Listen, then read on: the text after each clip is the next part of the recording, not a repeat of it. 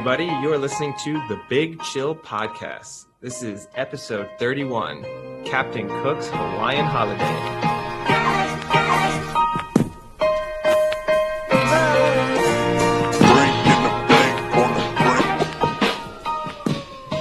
Hello, everybody, and welcome to our Thursday edition of the Big Chill Podcast. That's right, we've gone back-to-back days with episodes, so I hope everyone enjoyed our interview with Zealand, the American specialist at Football Manager. It's good to see that Americans are just good at everything, I guess. They can take over weird English video games and dominate them. It doesn't matter, so that's always nice to see. Let's say hi to the boys. I'm sure. First, with what? With all respect to Zealand, he's a great producer of Football Manager related content. I don't know if you could describe it that he's dominating the game.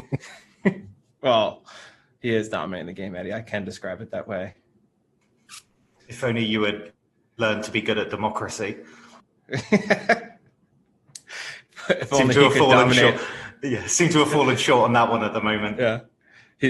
Him and the rest of the U.S. is not good at election manager. different there is game, actually bad no. result. There is a PC game. There is a PC game called Democracy where you do exactly that. So I'd be interested to see how Americans fare.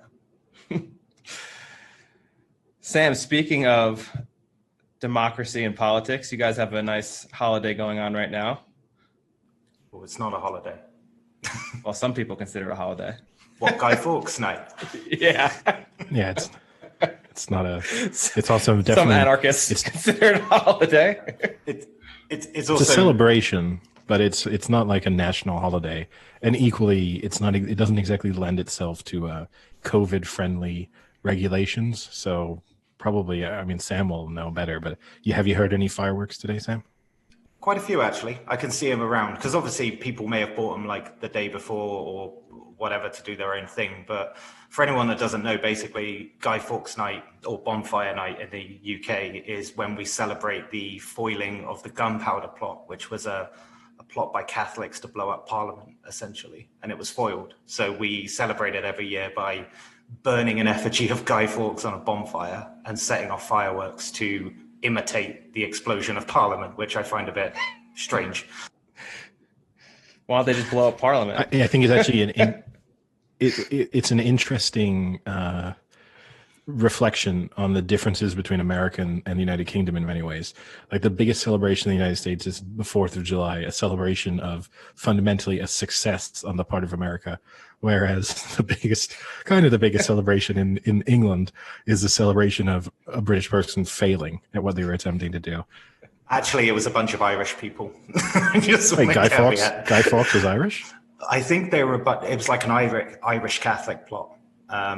Or at least the ringleaders were, I think like Thomas Catesby was one of them, was like the ringleader. But the problem for Britain is we don't have an Independence Day. Just everyone has one from us. Yeah.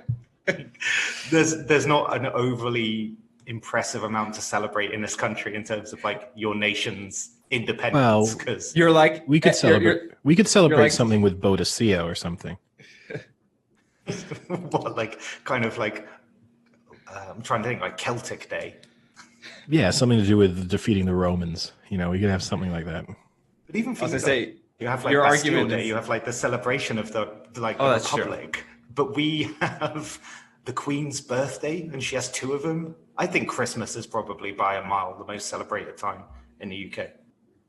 Yeah, because we all know Jesus Christ was British.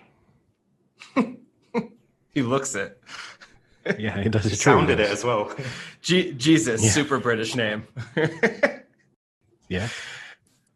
I was going to say, Sam, you guys have your Independence Day is like when people always make the argument here where they're like, well, every day is White History Month. It's like every day for you guys is Independence Day. It's always good to watch people just slowly get away from Britain. That little bit more every year on year. Yeah, Barbados is going to, basically it's still going to be in the Commonwealth, but the Queen is going to stop being the head of state. It sounds like she meant I like it. how you It was framed actually that. it was actually the Bayesian government. Yeah, you obviously framed it as said- if she decided. She was like, no, you know what? I've had enough of Barbados. I'm done. That is what happened. I don't understand how it's been reported anywhere else. But the Queen basically just decided which islands of random historical relevance at some point they were. And she either keeps them or she doesn't. It's like a roulette. Yeah, it's fair. But no, yeah. What was your question, Frank? How many countries have Independence Days from the UK? I wonder. A lot, because there's a lot of islands. So, I mean, I would say at least 50. That's amazing. Honestly, I would go with that just because there's like 5 or 6 just in the Caribbean alone. Well, here's the question though: is not all of them, even if they achieved independence, will necessarily have like the framing. It also depends what you mean, because like they'll have a national day, right? But are you framing that national day as them seeing it as like being liberated or achieving independence, or just the formation of their nation, which is not necessarily the same thing? Like the United States, you've turned it into Independence Day. Like it is very proudly like celebrating your freedom, whereas freedom other from the countries alien attack. Yeah, exactly. Thank God for Will Smith. But like Canada and Australia, I guess wouldn't, because Canada and Australia are independent, but they still. And there's Canada Day, but there's Canada Day, but I don't think Canadians think of that as really. They consider that like Independence Day. Or is that just you as an American, and that's your spin on it? You're like, Canada Day, the day you defeated the British. No, they kind of think of it as Independence Day. Like you're right. It's not as much as the U.S. where they wear like we've beaten the U.K. whatever times thing. You know, like wait, do you wear like t-shirts? Do you wear like Minutemen? Let's be clear. Hold on, Sam. Let's be clear. This is a podcast that supports accuracy. Once. What about 1812? We burned down the White House and then left. I think it was a success. Yeah, but we actually ransacked Washington. And to be perfectly clear, I think a lot of Americans right now would be very happy if we repeated our act of 1812 right about now. So what I'm looking at here is it says, just a quick Google search. I don't know the validity, but it says 62 You know the validity. Based on what you just said, you know the validity. Have gained independence from the UK. That doesn't sound very far off. That could be pretty accurate. 50 for like Independence Day celebrations is probably about right. Yeah, 62. And then it says France has 28. Losers.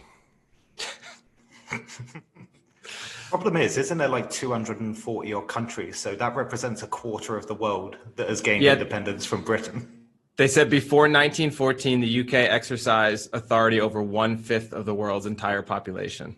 What happened? What happened to this country? We used to be so good. I mean, and so glorious. It's a little bit misleading because that's mostly just like India, Pakistan, and Bangladesh, which would have just been India at the time. But fundamentally, that was taking us. That's 1/5 of the world's population in that single country. So before we start, I have some updates on some stories. So the first one is the Vasilis story. We've gotten a little feedback about Vasilis's sex night story. And the funny thing is I forgot to mention on Tuesday, Eddie told that story on Thursday, right? Last Thursday. Vasilis then called me up that night after he left Eddie's place from watching the Thursday night football game, which at his time must have been 2 a.m.-ish? No, 5 a.m. Oh, 5 a.m. Okay, even worse. So he left at 5 a.m. and decided to call me up and proceeded to talk to me for 45 minutes. During that time, I understood maybe 15 minutes of the conversation, and I spoke for about 3 minutes of the conversation. We should also put for context for people who think that he was on a 45-minute walk home. He lives around 1 kilometer away from my house. So he would have either done laps or he stood stationary for a while. So what he did update me on the sex story was we had speculated that Vasilis definitely made his money's worth from the food and the drink. However, I've come to find out that he really didn't eat anything because according to him, everything was heavy gluten and his stomach can't take the gluten. So unfortunately for Vasilis, he was not able to enjoy all of the glorious food at the sex party. Who would he have put that complaint to at the party? I also love the context of someone attending a sex party, but being put off by the gluten. Like the insight into Vasilis's mind there. He's not afraid of just anonymous group sex, but he is a little bit scared of possibly there being some gluten in some finger food. And you have to imagine, I mean, the way you described it, he had described it, that, I mean, there's people just having sex in every room. So there more than likely was someone having sex like in the kitchen. And I 100% can picture Vasilis 2 feet away from people having sex in the kitchen being like, do you know if this pizza is gluten-free crust or what are we looking at here? Just trying to like really awkwardly get around them as they're having sex. No, like, I just want to get to the snacks. Excuse me. Oh no, these are quite heavy.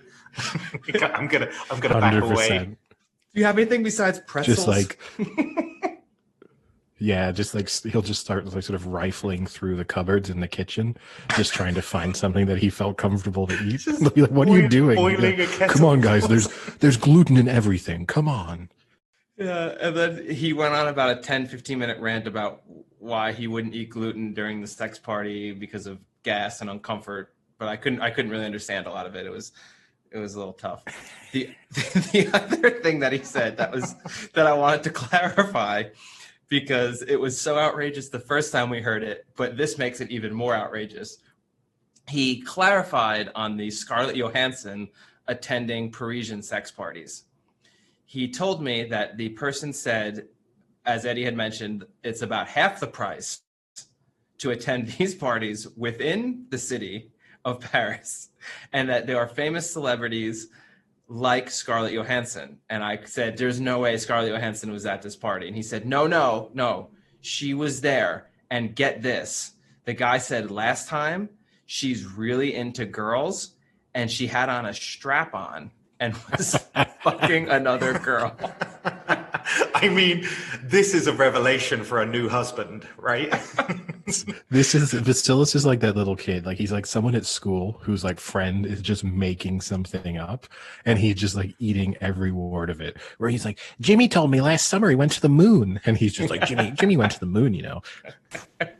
He's eating everything, Eddie, as long as it's not heavy gluten. These rumors, like even yes. even or if there a person was at a sex party.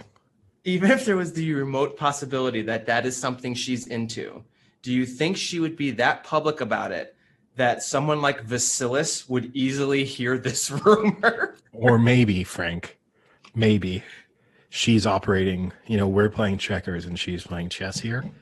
Because what she realizes is if she goes to random, cheap sex parties in Paris and just fucks people, then they come out and they be like, you will never believe it, Scarlett Johansson was at the sex party I went to, and everyone be like, no fucking way, you liar. So it's just the brilliant move.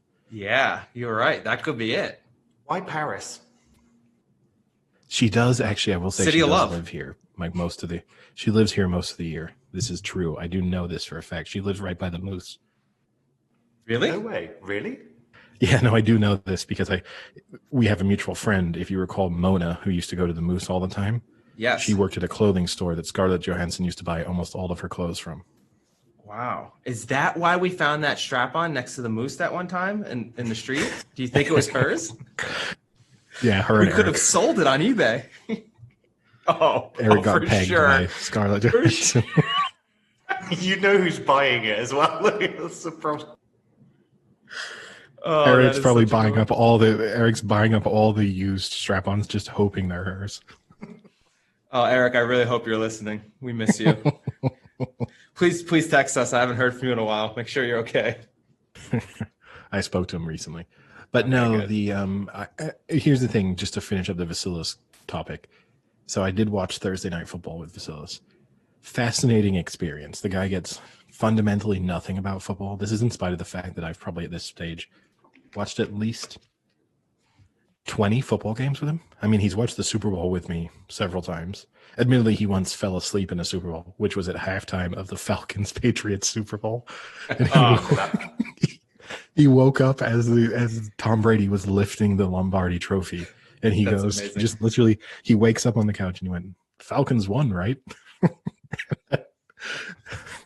and then, but we were watching the game, and because they use a possession marker as like a little football, at one moment they switched. This was the first question he asked. He was like, why is it -6? I was like, what are you talking about? And he's like, why is one of the teams -6? And I thought it was yardage at first. I was like, oh, they probably need 6 yards for a first down, something like that. And then I looked and I was like, oh, that's the possession marker. But in his mind, it was reading like, I can't remember what the game was, but Falcons, who were they playing? But he was reading it like Falcons -6 points and the other team 10. It was one of those things in a way that you're like, what you say actually makes sense, but I just would have never even considered it. Yeah. Oh, that is funny. So yeah, that's be on the lookout if you're at an extremely cheap sex party in Paris. You may run into celebrities who are purposely going to these because no one would believe it. I might have to go. I might have to start going just for research purposes, just to scoop out great stories for the podcast. Well, or we just send Vassin because he's giving us great stories anyway. Yeah. We'll do it like that podcast that was like Finding Richard Simmons. I'll just do like Searching for Scarlet, and it will just be me attending Parisian sex parties in the hope of stumbling across Scarlet. Searching for ScarJo. Yes. I can imagine you at some sort of like Eyes Wide Shut party. Like doing that would be bad though, because then I wouldn't be able to positively identify her. Yeah, you would. She'd be the one with the strap on. I'd look over and be like, that 300-pound man with a strap on is definitely ScarJo. Yeah. You can eliminate half the field because according to Vasilis, she loves to put on a strap on. I wish I could have watched this guy. I wish I could have watched this guy tell Vasilis the story. I wish I could have seen the enthusiasm that the guy probably told the story with, and then just Vasilis just taking him all on board. Probably the guy being like, I cannot believe this guy is falling for this. As he probably opened his mouth, said like, hello, my name is blah, blah, blah, saw that look in Vasilis' eyes and thought, I can tell this guy anything. Yeah. And then probably Vasilis was like, can I sign up? Can I like, I'll pay for it. If I give you 800 euros now, is that good for like 15 of your parties? Yeah. It's like, oh yeah, sure. Hand it over. Yeah, I think there's some sort of like discount scheme going on. Exactly. Yeah. Yeah, that's pretty good. And then, so the other update I have is from the most recent podcast, not the interview we had, but the on Tuesday podcast, we talked about Abe and our Halloween outfit.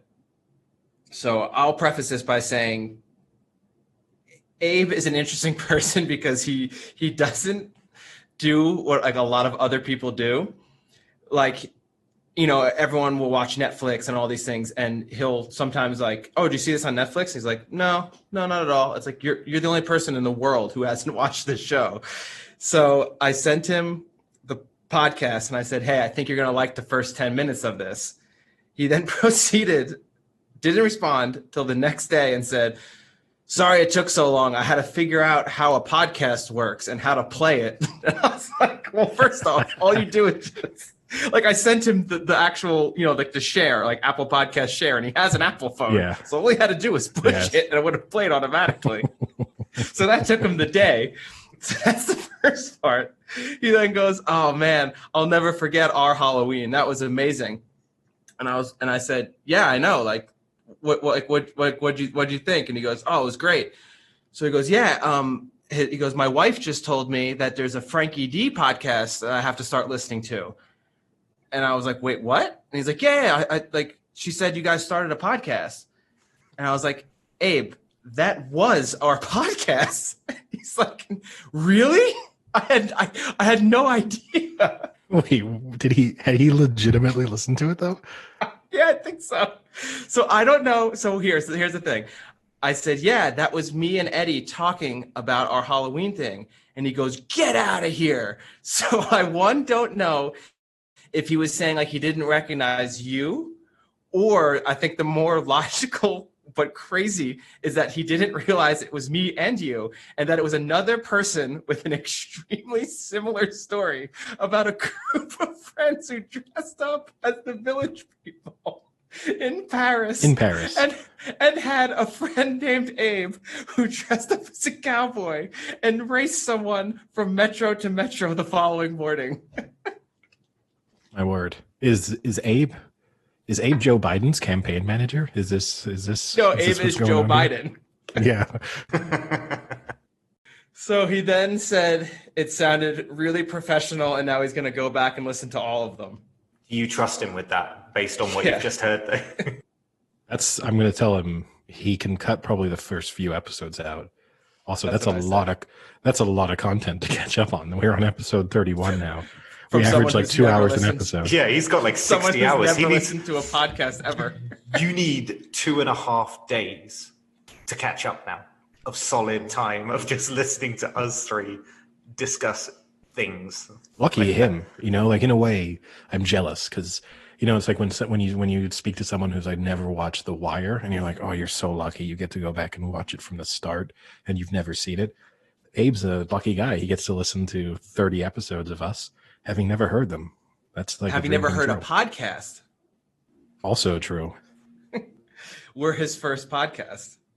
Yeah, I mean, we popped his podcast cherry. It's gonna really affect his views on the medium as a whole. That's quite interesting. Yeah, he'll never think of a podcast in the same light. So yeah, those were my 2 updates on our previous stories that I thought were quite humorous. Nice.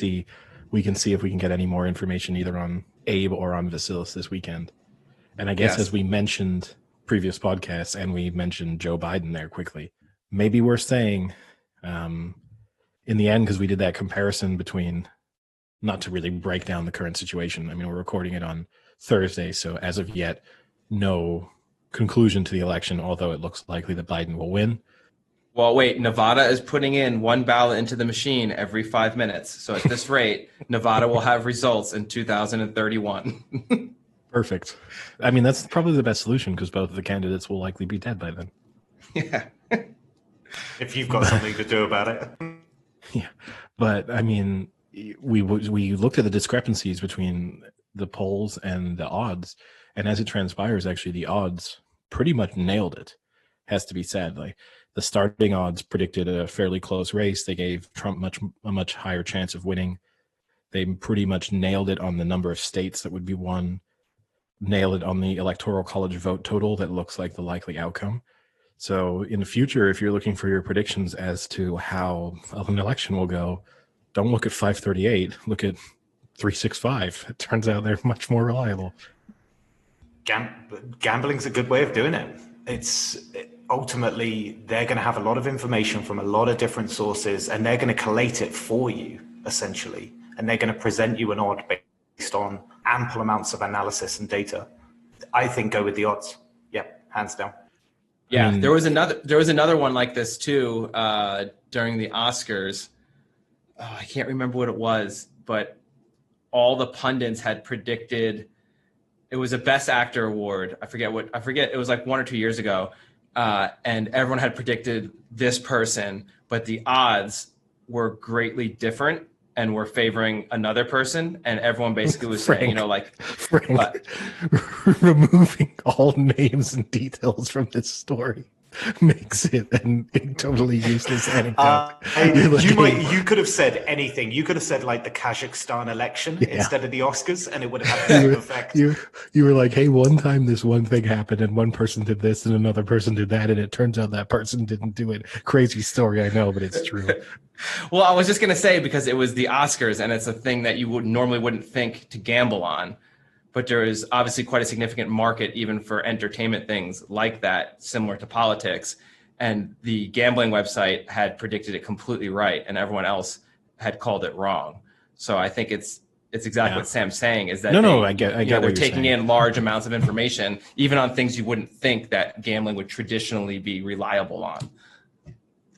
We spoke the week before, right? We talked about the amount of money that Betfair predicted to take on the election and how it was far in excess of what they take on the Super Bowl plus a number of other major events in a year combined.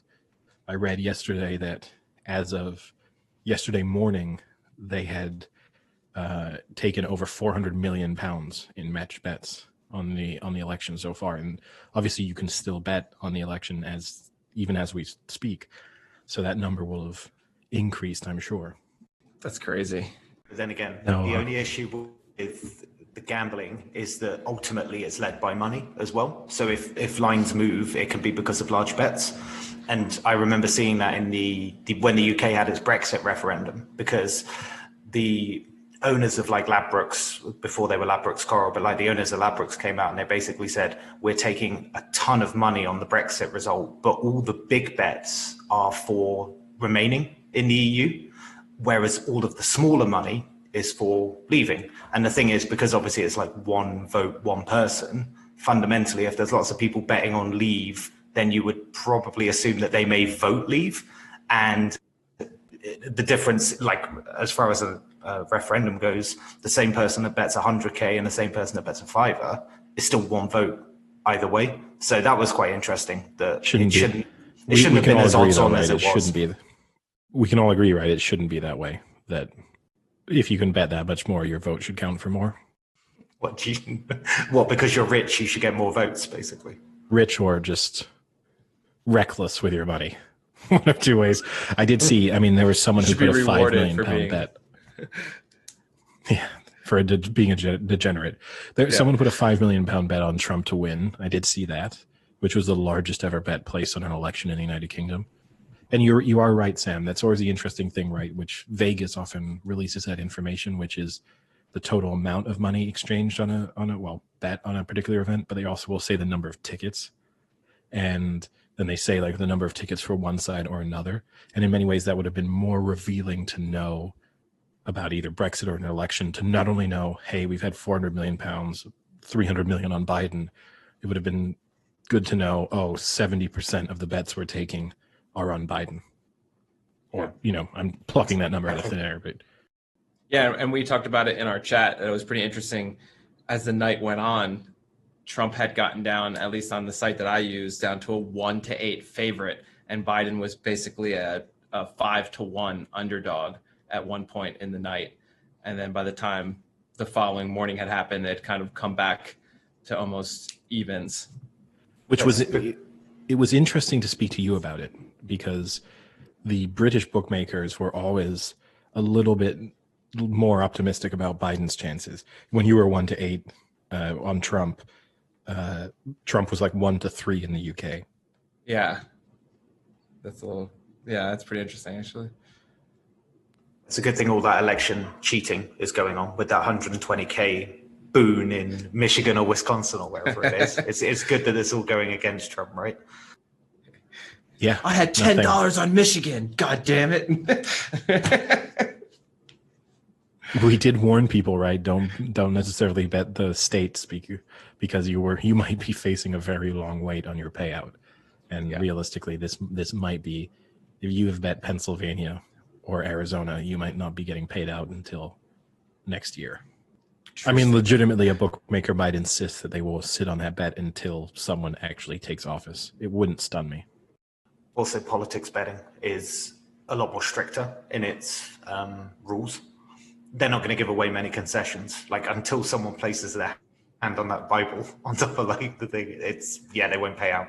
And even then, I doubt it if they paid out until he was actually like sat down in the Oval Office. It won't be like the way that Betfair or Paddy Power has already paid out on Fulham to be relegated this year. It won't be like that. Have they really? I didn't see. Yeah, they paid out on them in September. I kind of think it's fair.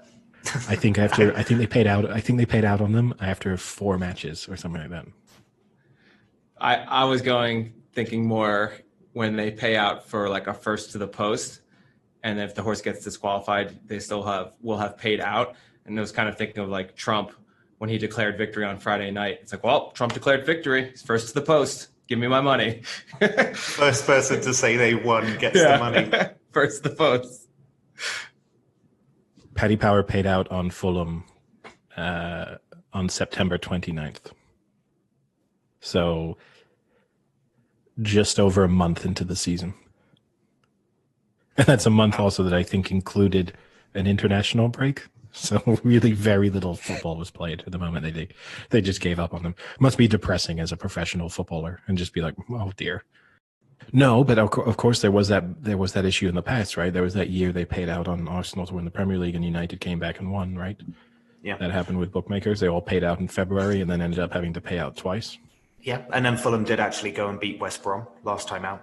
So, the comeback's on. It may egg on their face, but yeah, it seems much riskier to bet on a team to go down just because you don't need that good of a run of form. If you have 10 matches where you suddenly turned it around post-January, if you had a couple of good signings, it wouldn't be that incredible. Whereas obviously if you are a good team, like if you paid out on Liverpool to win the league last year in February, you could have said fundamentally that was safe. They were so far ahead and they were also playing so well. I wonder what they would have done with COVID if the season was annulled and they'd already paid out. That just would have been a bad loss for them, right? You'd have to assume so, yeah. Oh, that would have been a painful beat. But speaking then of predictions, speaking of bets, and speaking of losses, let's hop on to the NFL and catch up on our statistics after a week in which we took a little bit of a beating in our predictions. The positive is we all got over 50% of the games right when it came to predicting them straight up, but only Frank managed to not dip under 50% in picking them against the spread, and that's just because he went 7 for 7. So... Oh, just because I went 7 for 7. Well, I mean, it's not a huge difference. You managed to go exactly 500. So where did you go? I'm going to get there. Don't worry. So I went 8-6 straight up, which takes my overall record to 82, 36, and 1. I went 5-9 against the spread. Ooh, Eddie, that's not good. Which means I dip under 500 for the first time this year to 58, 59, and 2. Sam also went 8-6 straight up, moving him to 74, 44, and 1, and also went 5-9 against the spread, moving him to 56, 61, and 2. Frank, you went 9-5 straight up, and you've gone to 73, 45, and 1, and you went 7-7 against the spread, moving you to 57, 60, and 2. So we are separated against the spread by only 3 games between the three of us, which is fairly impressive that we're basically ended up at almost identical records after 8 weeks.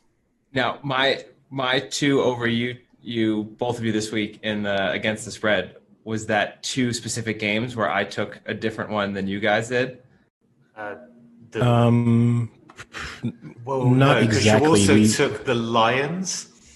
Yeah, so you took the Lions, you lost there, but then Sam took the Panthers on Thursday night and lost there. I took the I had the Giants. You guys both had the Bucks, right? Yeah, I know, but we kind of there was a few games where we either gained or lost on each other. There were several games where we were all wrong. That has to be said. We were all wrong on the Rams. We were all wrong on the Packers. We were all wrong on the Titans. We were all wrong on the Chargers. We were all wrong on the Saints minus 4.5, which, given the fact that they were up 10 with like 3.5 minutes left, is a little bit harsh, but fundamentally it is what it is. The Bills would have cost us on the spread as well, if I remember right, against the Patriots. The Bills didn't cover the spread. The spread was 4 and they won by 3. So yeah, we had a couple games where we missed the spread by just a couple of points, but fundamentally we also had some games where we missed the spread by quite a few points, and as is the case in the Titans. 5 out of my 7 losses because I followed you losers. Wow. I mean, okay. Well, let's see if week 9's another week, right? Yeah, so you're still not winning the competition in either of the categories, Frank. So if you just followed us losers, you would actually technically be doing better. And one of the people in here is sometimes a squid in other sports. So. No, it's a completely separate entity. No, I said sometimes a squid. Like it's almost like a kind of like Bruce Wayne, Batman He's kind half, of thing. half man, half squid. That's an interesting question of you. Sam, which half of you is a squid? Oh, I mean, it's got to be bottom half, right? Because otherwise I wouldn't have any sort of ability to speak on a podcast. Or it's got to be bottom half squid. Wow. What are you thinking? Interesting. What, so you'd rather have like no ability? Oh, do I as a squid head still have the ability to like talk and do You could be human a things? sentient. You could be like a. Well, I mean, squids are. Well, a sentient. sentient. You could be. Yeah. You could be a squid with a human brain. Top half of you. I mean, either one is gross, right? It's like that question: would you, if you had to have sex with a mermaid, do you want the top half to be a fish or the bottom half to be a fish? It's clearly bottom half. Anyone who says top half is an absolute psycho. You can't cover up a fish head on if you say top half, legs. if you say top half, you're basically saying I want to have sex with a fish.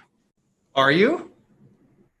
Fundamentally, yes. You're getting the physical experience of a woman or a man, because we're not discriminating.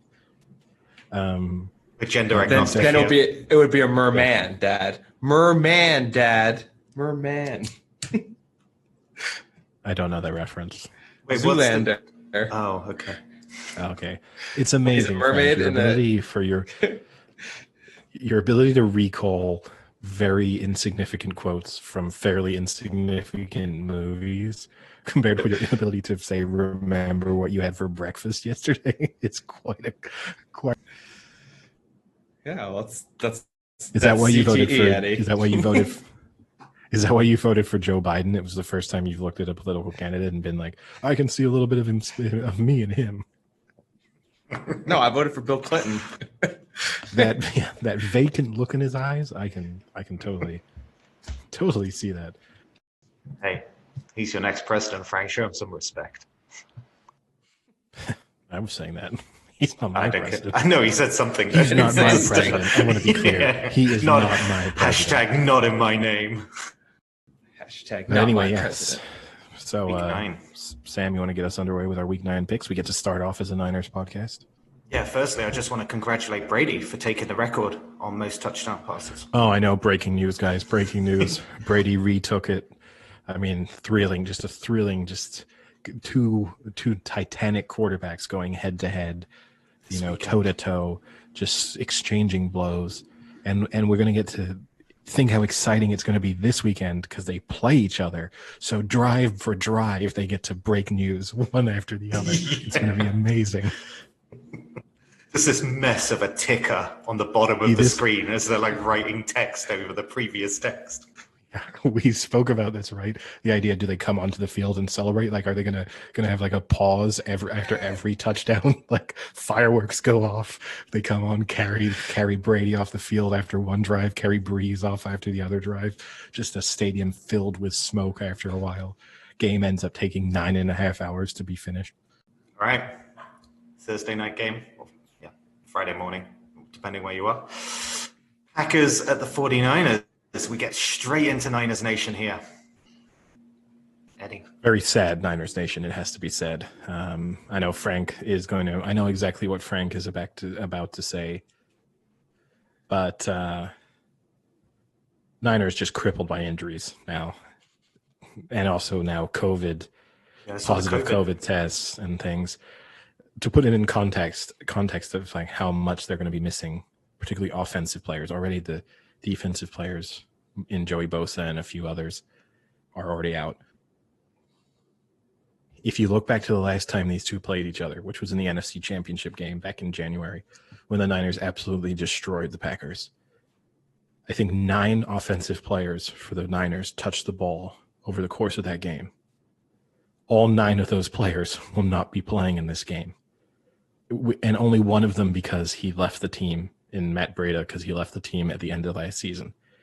The remaining 8 players are all out, either injured or because of COVID. And then in addition to that, they are also missing Ayuk, who's out because of someone close to him has tested positive for COVID. So then the other offensive weapon that they would have added is also missing. And it looks like Jordan Reed might play in this game, so that gives them someone to throw to. But there's no way. I'm just going to say now, there's no way the Niners win this game.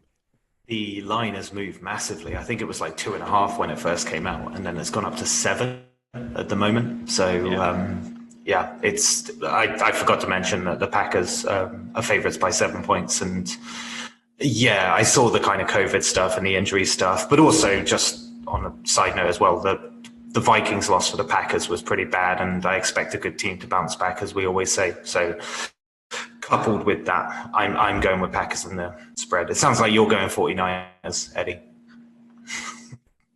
Yeah, I mean, the Packers are also missing players for tonight, it has to be said. So in a way, I think this is, you said that to take a good team bouncing back after a defeat. I'm not sure this is a good team in the Packers. That would be my, if you told me that if I could reduce the number of Niners missing by 50% to play in this game, I actually would probably feel pretty confident about the Niners. What if one of them was Jimmy G? Oh, Jimmy G by himself would lose it automatically. Yeah. But and here's the only thing I'm a little bit scared about. When Mullins kind of burst onto the scene, and my memory might play tricks with me here. I think it was a Thursday night game against the Raiders. And Frank, I'm going to say this and you're going to tell me how on earth am I going to possibly remember this. But I remember it was a Thursday night game. The Raiders were favorites. And then it was when the Niners were just awful, when Jimmy G had his injury. And the Niners just absolutely destroyed the Raiders. It included that 75-yard touchdown from Kittle.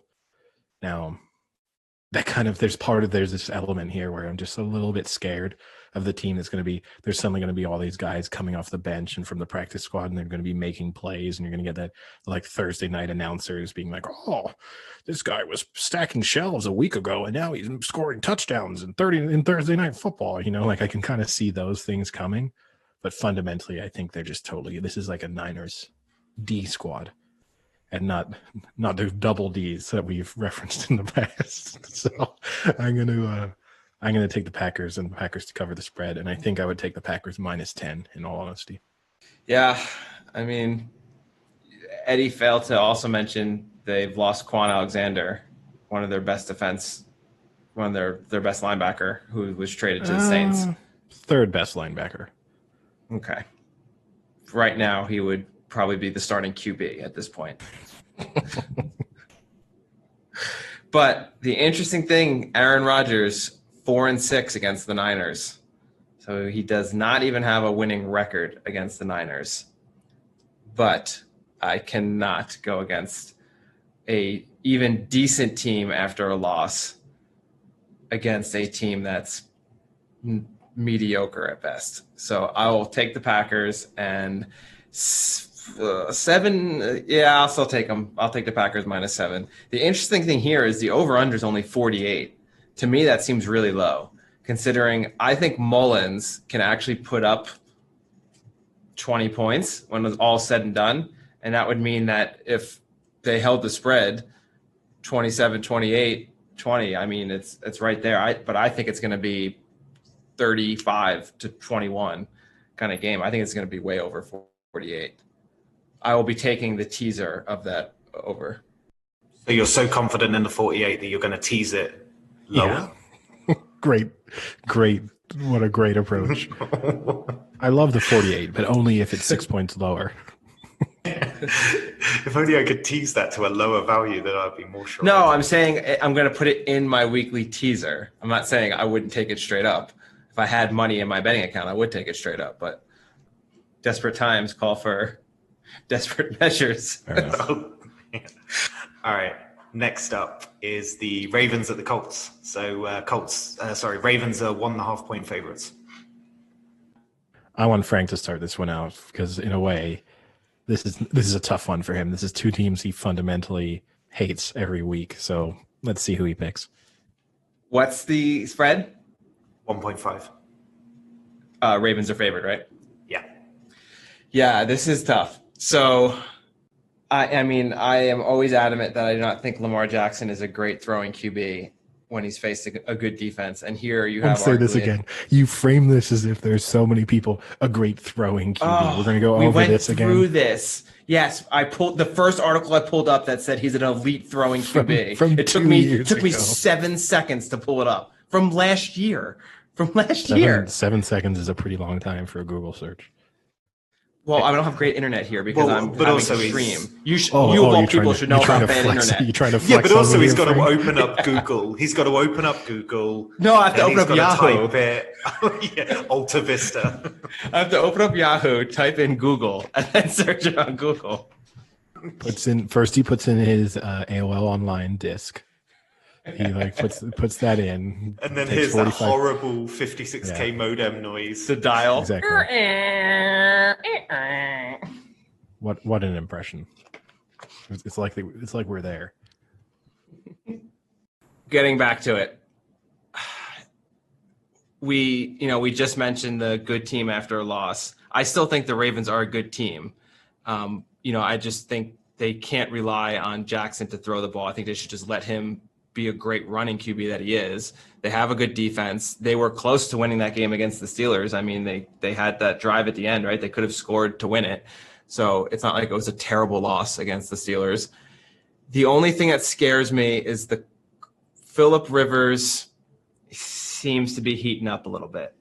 And maybe that's just right before he's going to die on the field. Maybe this is like his last hurrah, and who knows, 2 weeks he could be dead on the field of old age. No, but it's because he's entering into mating season.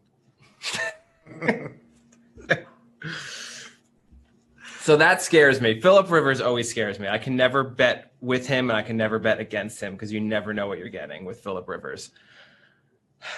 I'm going to go with the Ravens here. I think they'll bounce back. I think it's going to be close, but 1.5 is, you kind of have to go Ravens on that. Well, I'm going to disagree with you. I think one thing Lamar Jackson doesn't want is going against a good rush defense. The Steelers had a good one, lost. Colts have a better one. I mean, they give away about 3.5 yards a carry. I think they've conceded like the least rushing yards in the NFL this season at about like 560. It's a bad matchup. It's a really bad matchup for the Ravens, in my opinion. And as much as Phillip Rivers can kind of blow hot and cold, I'd rather take the Colts on defense against the Ravens. So I'm taking the Colts to win and to cover, obviously. I'm a little bit torn. I'm a little scared of the Colts. They do offensively, they are heating up. So I'm a little bit cautious about this one, but I have to stick to my general rule. I think the Ravens are a good team, and they did just lose. So I have to take them. The Hewitt rule has to be applied to this game. So I have to take the Ravens. Oh, wait. You invented this rule? You're the first person to have said take a good team after a loss? Might be. I do not think you are. Might be. Prove me wrong. See if you can find someone else saying it in 7 seconds on Google. Wait, now I've got to download like Bing first to find Google. Hold on. Internet Explorer is updating. It's asking me to download like Real Player 7. I don't have QuickTime, damn it. Just call Abe and see if he can find it. All right, next up, Panthers at the Chiefs, and Chiefs are 10.5 point favorites. Anyone going against the Chiefs here?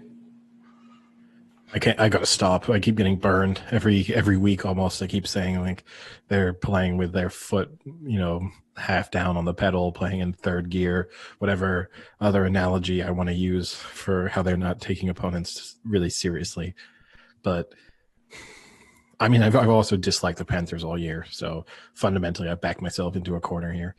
I for sure, obviously the Chiefs are winning, and I think they'll cover that spread, but I don't love it once it starts getting over 10 points against quite a decent team, like a decent defense in the Panthers. It's a little bit of a risk, but I think I've been wrong several weeks, 3 weeks, I think 2 weeks in a row now, just not backing the Chiefs to cover the spread. So fool me 3 times, shame on me. Yeah, I don't think the Panthers have like any sort of defense to stop Mahomes. It is one of those classic, like, will the Chiefs just be bored of this and the spread then looks a bit dodgy? I'm with you on that one, Eddie. But I can't not. So yeah, I'm taking the Chiefs at the cover. Yeah, Christian McCaffrey might be back. Not that I think it's going to make a huge difference. The Chiefs have put up 26, 43, and 35 in their last 3 games. I think, to use Eddie's analogy, they've gone out of 3rd gear and have bumped it up to at least 4th gear. So I think they can cover, no problem. I'll take them on both. Okay. What do you guys think of the Bears at the Titans? And the Titans are 6.5-point favorites. This is a tough one for me. I watched both of these teams complete games in week 8. They both looked terrible in different ways. The Titans' defense looked absolutely awful. The Bengals were able to move the ball with them at ease. The Bears, on the other hand, just couldn't move the ball at all for most of that game until the very end. So which one of these is going to be more incompetent? The Titans' defense or the Bears' offense? And I'm going to decide that it's going to be the Bears' offense. So I'm going to take the Titans and I'm going to take them to cover the spread. I'm going to tell you now, the Titans don't fall this week into the Hewitt rule that's now famous and everyone knows as being attributed to me of the good team bouncing back after a win. So even though the Titans lost last week, I'm not going to actually apply that rule to them because I'm not entirely sure that they're a good team. They lost 2 in a row, right? Yeah, exactly. So the Hewitt rule applied to them last week, and they showed that they do not qualify. But yeah, I'm taking the Titans still. Yeah, I will take the Titans to win. I'm still not sure if they're a good team, but they played close against Pittsburgh. They came back pretty well, and they had excuses in that Bengals game. Like we talked about it. I almost thought they were going to win, and then they had that early interception and then the missed field goal after that, and that kind of just put them in a terrible trajectory. I'll take them to win. I don't see them covering, though. I'm confident in them winning. I'm not confident in them in winning by a touchdown. They still haven't looked phenomenal like they were earlier on. So the Bears just continue to just screw me week after week. So I'm sure this will be another week. I don't know if I've ever gotten them right yet this year. So I'll take them to cover. Let's see what they can do this time.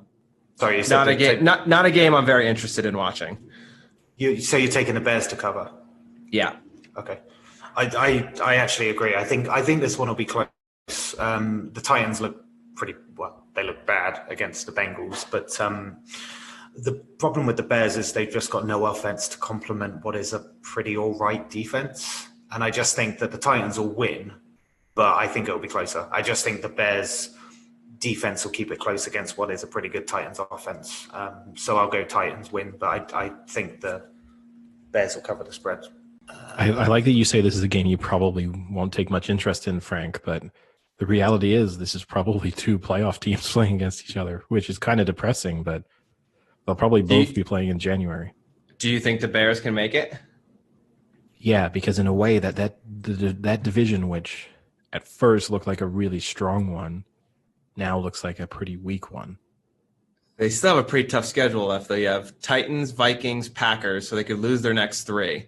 That puts them to 5 and 6. Then you have Lions, Texans. Maybe they win 1. That puts them to 6 and 7. You're still defending the Texans.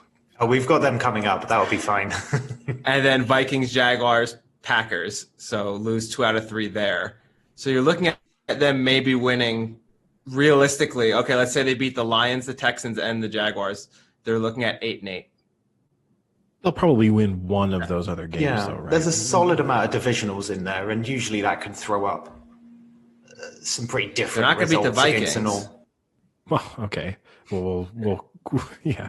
I mean, look, I do agree with you. I mean, obviously, I've kind of got to keep the Cousins IV flowing into my veins, so I am hopeful that I will live through January. But I think there's a fairly solid chance that the Bears make the playoffs, even as a wild card, just because, again, now the NFC looks a little bit easier because the Niners are completely out of playoff contention. Yeah, well, I'm just saying 4 out of their next 9 games are the Vikings and the Packers.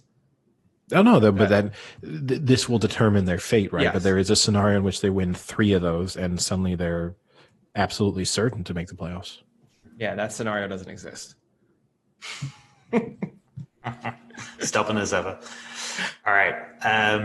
Next up is the Broncos at the Falcons, and the Falcons are 4-point favorites. For me, like seeing them overcome that 21 or 20-point deficit against the Chargers, I kind of like that. I've never been a fan of the Falcons. The Falcons are a team that notoriously surrender leads from a good position. And I don't know. I think the Broncos defense is okay. It's kind of good enough, but I don't know.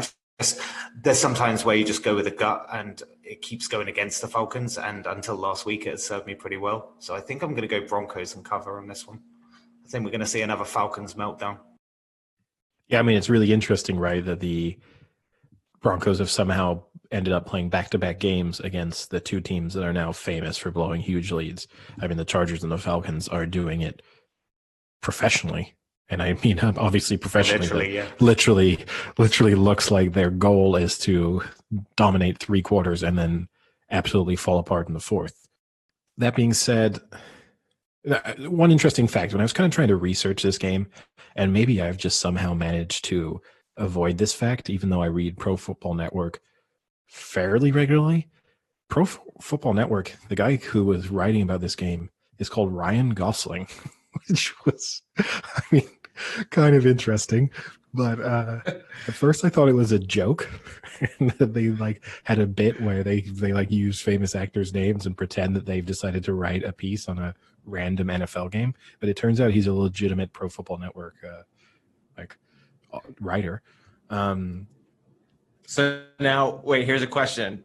Do we get him on and pretend he's the actor Ryan Gosling, or do we get the actor Ryan Gosling on and pretend he's the Pro Football Focus writer? Oh, we get the actor on and pretend that he is just some stat head football guy. Don't you guys want to talk about La La Land?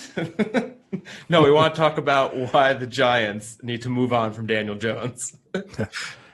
But I'm going to take the Falcons to win because I was actually reasonably impressed with them on Thursday night.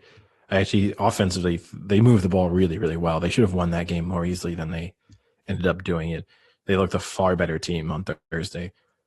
I don't think the Broncos are just that good. I'm a little bit torn because I think it'll be close. So the 4 points, I'm almost tempted to try and do the Frank and thread the needle on this one. But I'm going to take the Falcons to win and cover the spread.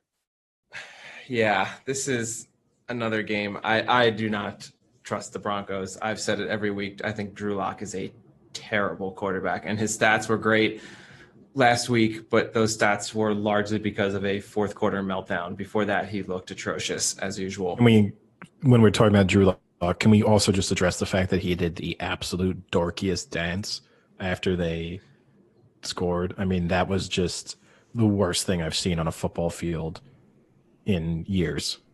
They asked him about that video. I would ask you to do it, but I never saw it. I really want to know. They asked him about it, and he said the dance moves will definitely keep on coming.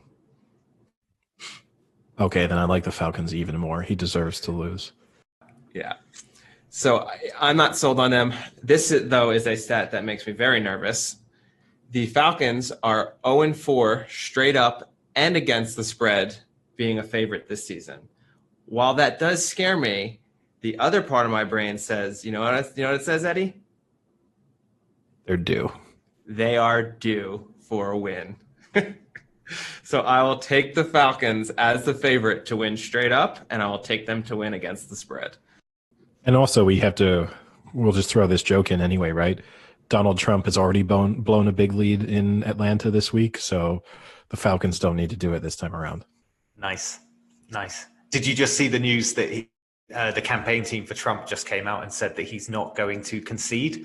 And they quoted by saying, in a free and fair election, the president wins. Nice. I mean, how dictatorial does that sound? Oh, it's good, though. Next week, we're going to be able to pick the line in the Civil War. True, we're going to see Frank dressed up in his Minuteman outfit. It's going to get awkward for Frank because Arizona is going to be surrounded by Everyone's going to have to be fleeing to California there. No, in fact, we'll have to hold the Western Front in Arizona. Yeah, your office Frank, will turn we need into you. Yeah, we need you. your on the office will east turn side. into the Alamo. Yeah.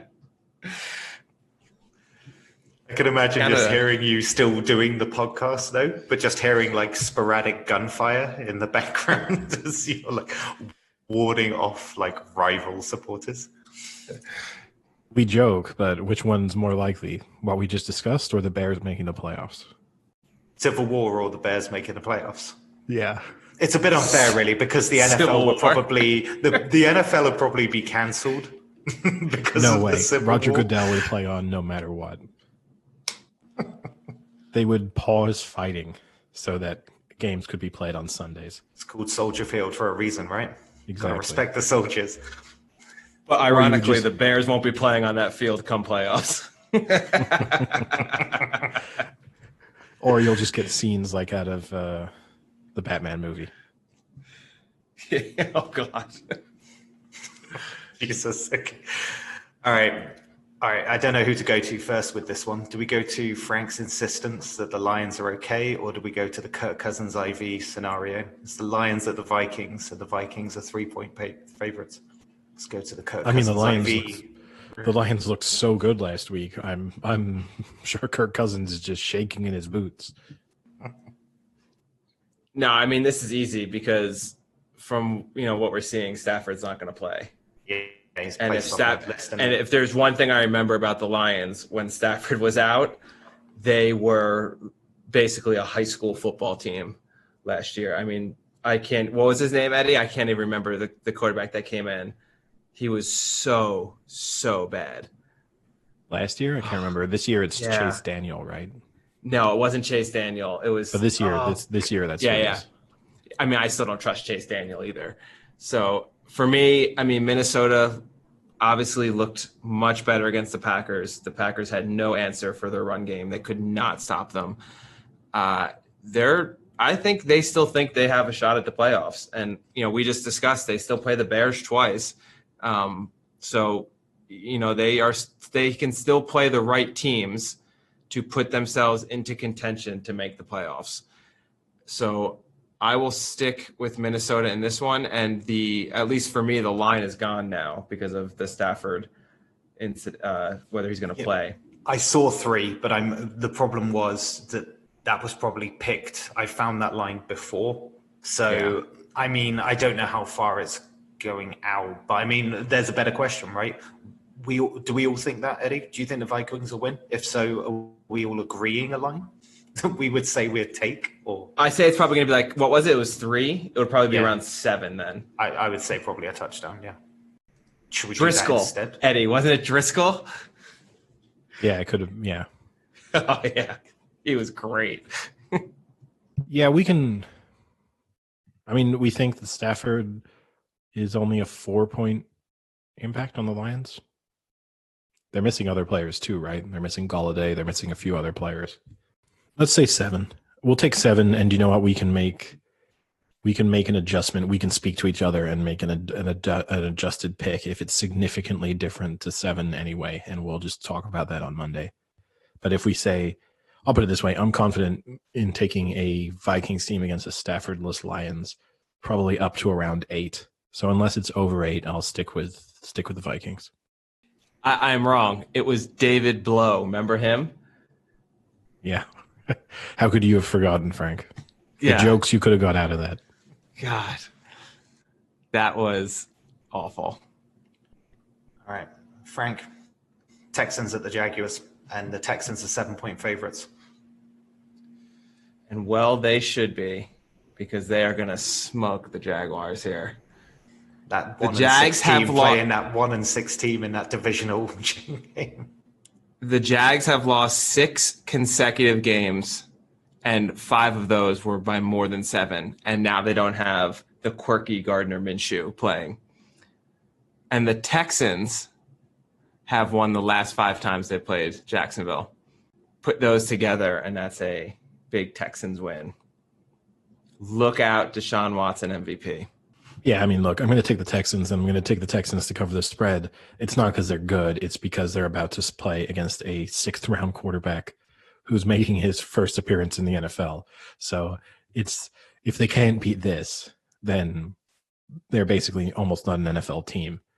So yeah, I'm pretty confident, but I'm really not looking forward to Monday when Frank is suddenly going to proclaim that he's been right all along just because the Texans beat the Jags by 20 points. For me, the problem is, right, it's two bad teams. Like, they're both 1-6. It's a divisional game, and you've got a team up by a touchdown, essentially, away from home. Like, I don't know. The Texans give away like 31 points a game, but I also think the Jags give over 30 points a game as well. So it's either high scoring, but ultimately there's just a small part of me. This is probably more gut, but they've just both, have they both come off a bye, or was it just the Jags? I can't remember. But even with that QB, what is it, Luton or whatever he's called? Luton? Yeah, Luton, like the place like in the place, England. like the lovely place that everyone flies into.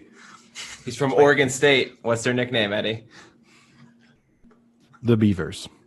Correct. Nice job. I don't know. It's getting to that point where maybe a little bit more gut feeling comes into this. I think I'm going to take the Texans to win, but I've just got that feeling about it being a closer game than 7. So I'm going to take him. I'll take the Jaguars on the spread. I'm going to be burnt by it massively, but I don't know. I just think it's two bad teams playing against each other and a team away from home in a divisional. I'm not so sure. But anyway, moving on is the Giants at Washington. Big game. And the Washington. What a game. This is the game that officially, this is the game when I talk each week about games I will not be watching at all. This is it. This wins the week in terms of hopefully time spent watching is under a minute.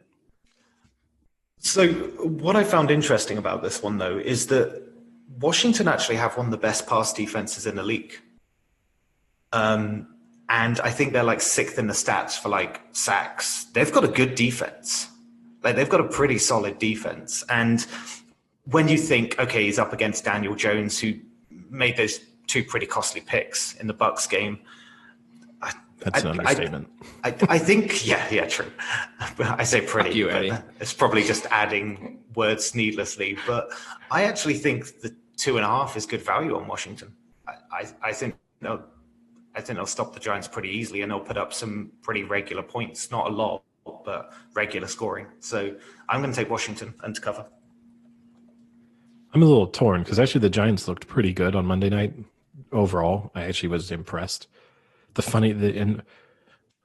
thing I'm warning myself is I've been impressed by them once before this year, and that led to me taking them to win the next week, and they were destroyed. So I've got to be careful about being impressed with them because they look semi-competent, because it will come back to bite me. So I am going to take Washington to win and cover the spread. Kind of under similar logic of you, I think at this point you can just assume that Daniel Jones is going to throw at least one interception.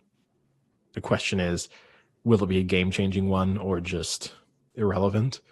But it does mean if it's a tight game, you can't. He's at the stage now. I actually don't think he's that bad. I wouldn't actually give up on him if I were the Giants. I think there is some potential there. He makes really good throws and really good plays at times. He just has a tendency. He'll make 9, good to very good plays in a row, and then just one absolutely atrocious one that undoes all of the good work. So I'm going to take Washington, but it wouldn't surprise me if New York kind of built a little bit on the momentum from Monday and won. Yeah, it's the enigma that's Daniel Jones. I mean, Eddie's point is completely validated by the last drive they have. He has an amazing drive, made some crazy 4th down throws, had some good runs, threw a bullet for that touchdown to Golden Tate, looked great, and then to tie the game up, all he's got to do is hit a simple 3-yard out route to the receiver and completely underthrows him behind him and blows the game. And that's probably Daniel pass Jones. Interference, in fairness for him. Still should have done better with the throw, but probably pass. I will say, I think if it had been reversed, if that was Tom Brady trying to tie the game, I think they don't pick that flag up. Yeah. Yeah, and that kind of bothers me is if someone throws the flag, I think you should almost have to call it.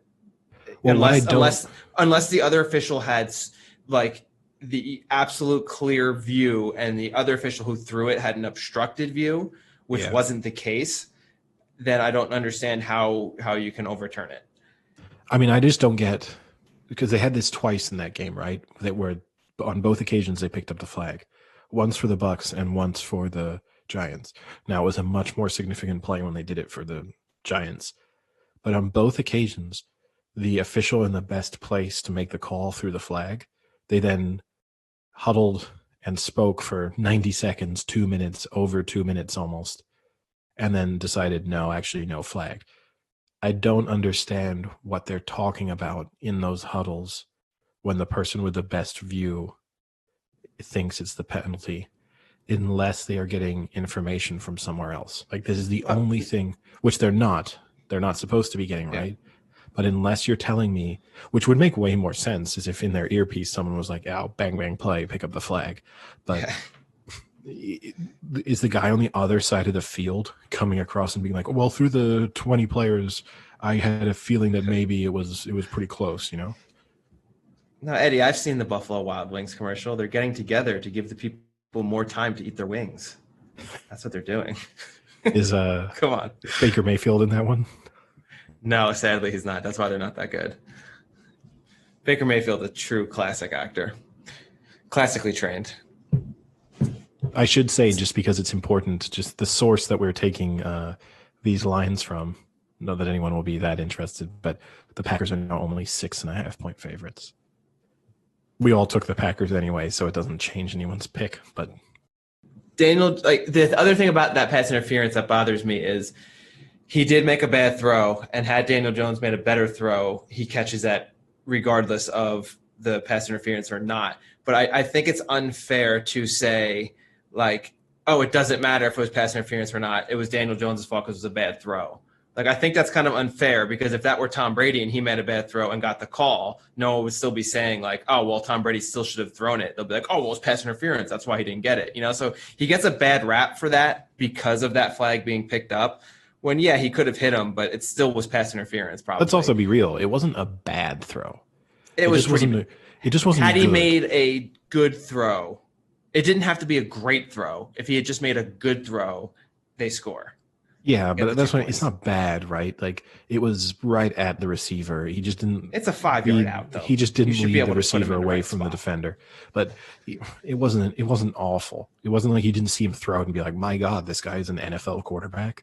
It wasn't on that level, right? Yeah, and I mean, that's the issue with Jones, is he has those great plays and then he has some not so great plays, and just the turnovers are terrible. But the interesting thing that everyone keeps pointing out is Carson Wentz actually has more turnovers this year than Daniel Jones, which is pretty impressive.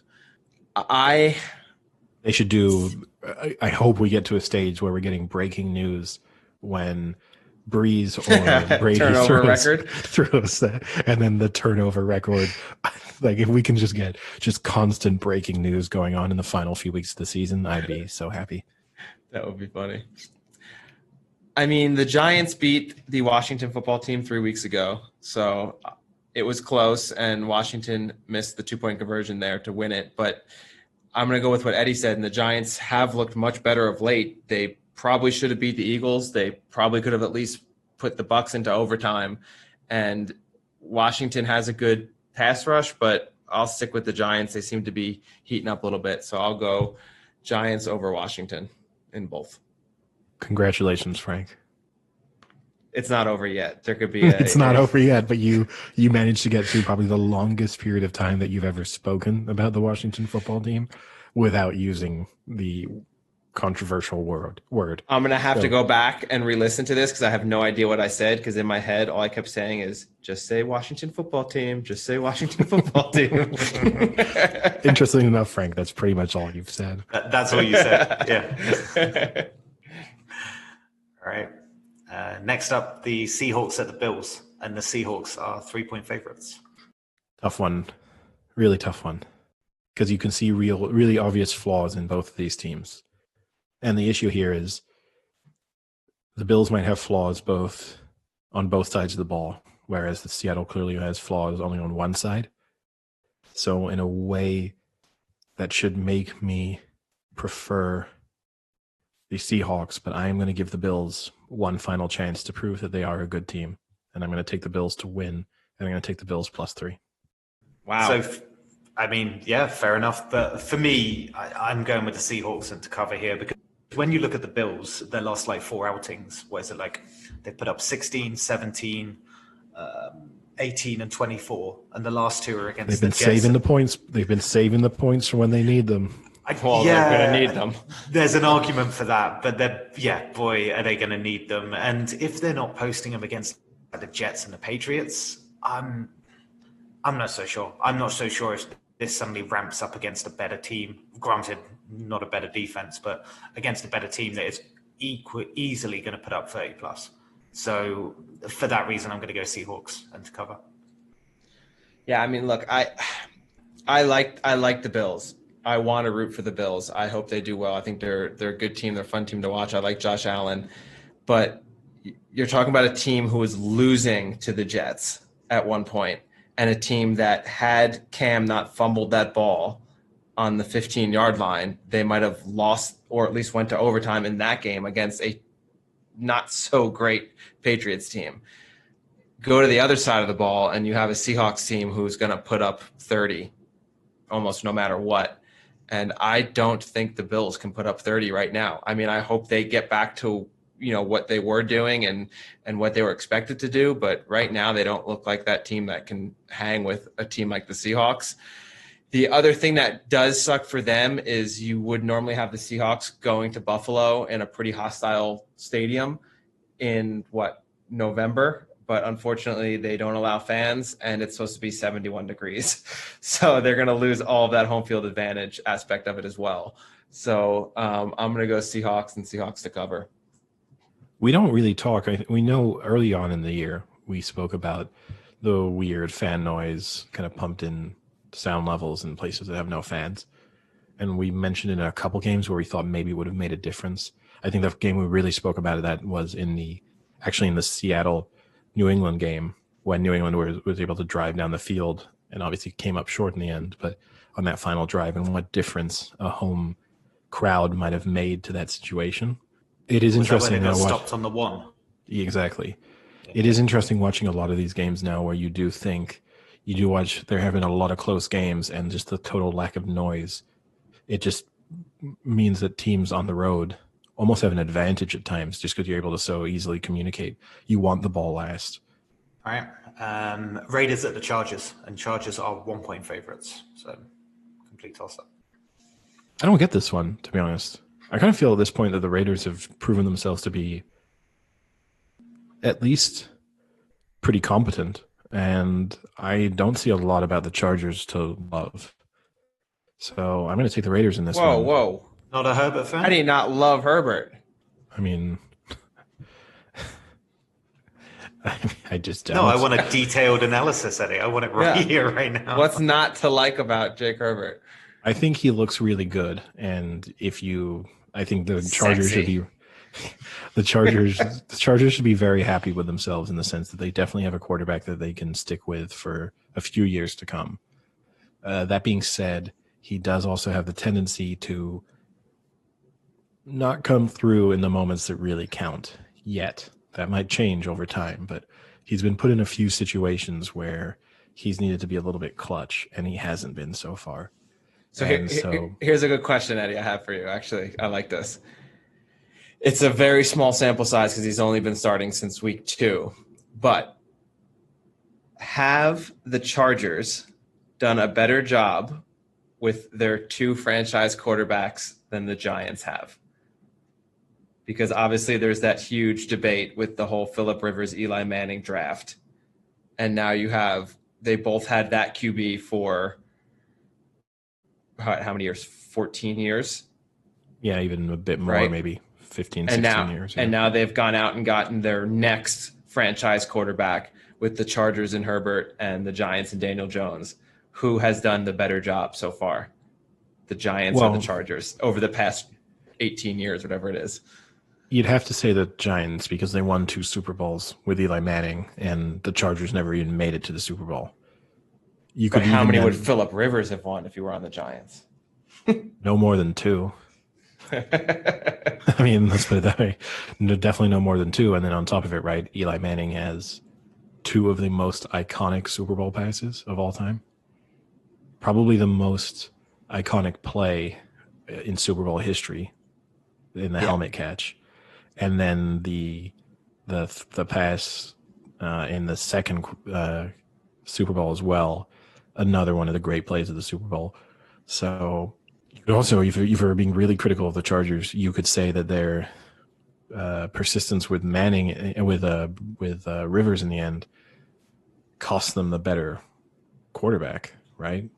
Because they just could have had Breeze. They could have. So if you're really analyzing their management of quarterbacks, you could say that fundamentally 3 Super Bowls have gone to quarterbacks who could have been Chargers, and no Super Bowls have been won by the Chargers, or no even Super Bowl appearances in that time frame. So look, they look more likely to have found a quarterback who's going to make them competitive in the near future, whereas there's every chance that Daniel Jones won't be starting in the NFL after this year. So in that sense, for managing back-to-back quarterbacks, the Chargers get the edge. But look, if you ask the Chargers, would you rather have Daniel Jones and have won 2 Super Bowls in your lifetime, or to be consistently in the playoffs but never have won a Super Bowl in your lifetime? I know which one most fans would pick. We're gonna have to just check back in 15 years. Sam, can you write this down for our future podcast? Set a reminder on your phone. 15 years from now, let's reevaluate the Chargers versus Giants. Episode 12,000. Quarterback situation. Good news is by then Daniel Jones will be just a co-host of the podcast, so he'll be. I thought you were going to say he was going to be bagging my groceries. Is that a euphemism? Yeah, he would do it, but like every 10th grocery, he just missed the bag. If Daniel Jones were bagging groceries, how many times would he drop the bag? It's a great question. What does he fumble the most? What produce is he fumbling? Is there any way he's holding on to like a cantaloupe? Nah, too big. He'd be fine with that. Although it most resembles a football, he'd be okay with that. I think it would be like cans. Like a spaghetti squash. He's doomed. There's no way he can hold a spaghetti squash and put it in the bag. Very specific. Wait, spaghetti squash? It looks very much like a football. Wait, should I have heard of this? Am I being dumb? What's a spaghetti squash? Yeah. Is it just a squash? Yeah, it's a more like, it looks like almost like a football shape, just not as pointy at the ends, but it's yellow, that kind of shape. And then you bake it, and then you can it shreds into spaghetti basically. Okay. Wow. Quite tasty. Low carb people love it. Who carb people? Like they're like a town nearby. Like Vasilis. Vasilis would love spaghetti squash. No gluten. If there's spaghetti squash at the next sex party, Vasilis imagine is in. the spaghetti squash at a sex party. Just people putting their hands in it. Could you not touch my food, please? I don't know what I like to picture more. Daniel Jones fumbling a spaghetti squash while trying to put it into my bag, or the spaghetti squash at a sex party and Vasilis reaching over someone to spoon some into his plate. I mean, you couldn't rule out him doing both simultaneously. Wait, what? Wait, Daniel Jones and Vasilis doing it at the same time? Or do you mean Daniel Jones at a sex party fumbling food? Rumor has it he attends cheap sex parties in Paris, so in the off season. See, now that isn't a chess move because no one knows who Daniel Jones is to begin with. So people might believe that. He might have been there. I mean, he got in trouble, right, for going to a restaurant in the and breaking COVID protocols, so wouldn't surprise me if he was also attending a sex party. Not to start a rumor, I'm just saying we can't say for sure that Daniel Jones didn't attend a sex party. That sounded like a real Trump way of saying that. Like, I'm not starting a rumor, but this is what I'm saying. It's very hard to disprove something that's not right, so I'm just going to throw that out there. Who would eat more at that sex party, Daniel Jones or Vasilis? Vasilis. Are we talking about dicks or? We're talking about non-glutinous foods. Oh, Is it So, dick? yes, Sorry, dicks. I didn't realize. Vasilis, it wouldn't be close. Daniel Jones is big. He's like 6'5", isn't he? It wouldn't be close. I would take Vasilis in an eating contest against most people when it came to marathon eating. I don't want him in a speed eating contest. That's not his thing. But over a long period of time, he would literally just eat himself until he burst. So That would be incredible to see in like the corner of Bugsy's, just him eating and then you just see splat everywhere. It would be gross. What would be his food of choice though? He's only allowed one food, but he is allowed like Chicken. marathon eating. Chicken, yeah, maybe Is it chicken. whole chickens? Like yeah, Does he eat chicken wings, Eddie? yeah. But not as should do much it- as you'd expect. I was gonna say we should do a chicken wing eating contest. I did see him eat chicken wings a couple of weeks ago. He ate his chicken wings at the Canadian Embassy, no problem. Actually, considering the fact that you think you can also eat like 100 chicken wings, we should Be a good definitely one. have a chicken wing challenge. yeah, could be a No, good Vasilis podcast. would beat me. Vasilis would beat you. So Vasilis would have to eat over 100 chicken wings, you're saying? Yeah, but I said I could eat over 100 in 12 hours, right? Yeah, but you said marathon eating. Yeah, no, Vasilis would crush me. I think Vasilis. I honestly, if I think we set Vasilis the goal of 500 in 12 hours, and there was like something for him to get out of it, I think he could do it.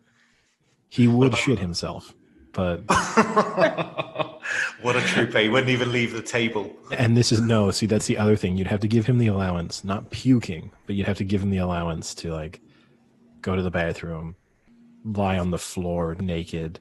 Like all the things he needs to be able to do to keep going. If you actually made him sit there and sort of abide by normal competitive eating contest rules, he wouldn't be good. But if it was literally just like lead your normal life, but you can't throw up, but you get to eat as much as you want in this 12-hour span, he would be. If this was like Game of Thrones and I had to nominate my like the person to defend me, Fight for you.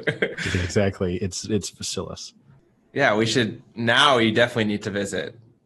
We can go to Buffalo Wild Wings and we can That try being it out. said, I could also, I don't know Game of Thrones well enough, right? But he could also be like that cocky Spanish dude who spun around and then got killed by the mountain. That could be the Vasilis move. And No, that's that who. guy's- What, where he Yeah, got he- his eyes popped in? Exactly. It was the Viper, and he was nominated to do it, Eddie. I know he was. Yeah. That's why I said. And what I mean is I could see Vasilis getting really cocky and being really far ahead and then doing the same thing where he's like poking chicken wings at the guy he's fighting against and be like, just say it. Admit that you did it.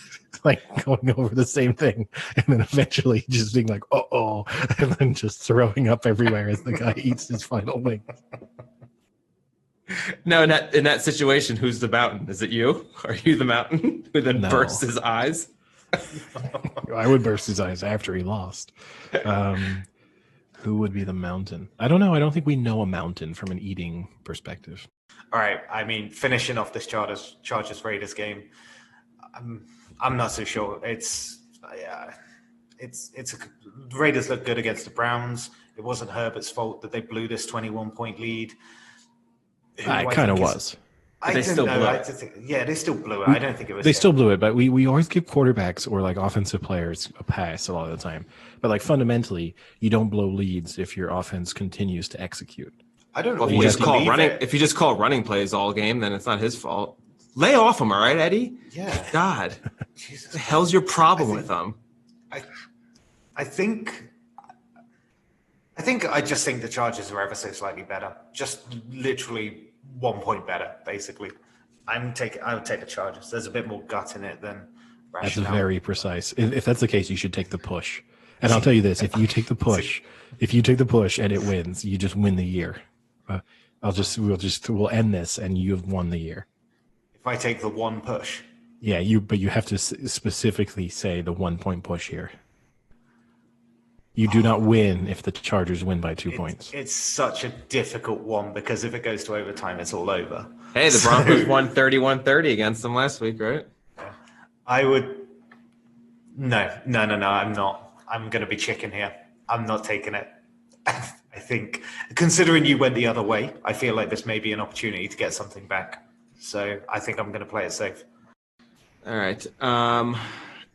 Yeah, I mean, they give up leads every week. So I can't pick a team that just keeps doing this week after week.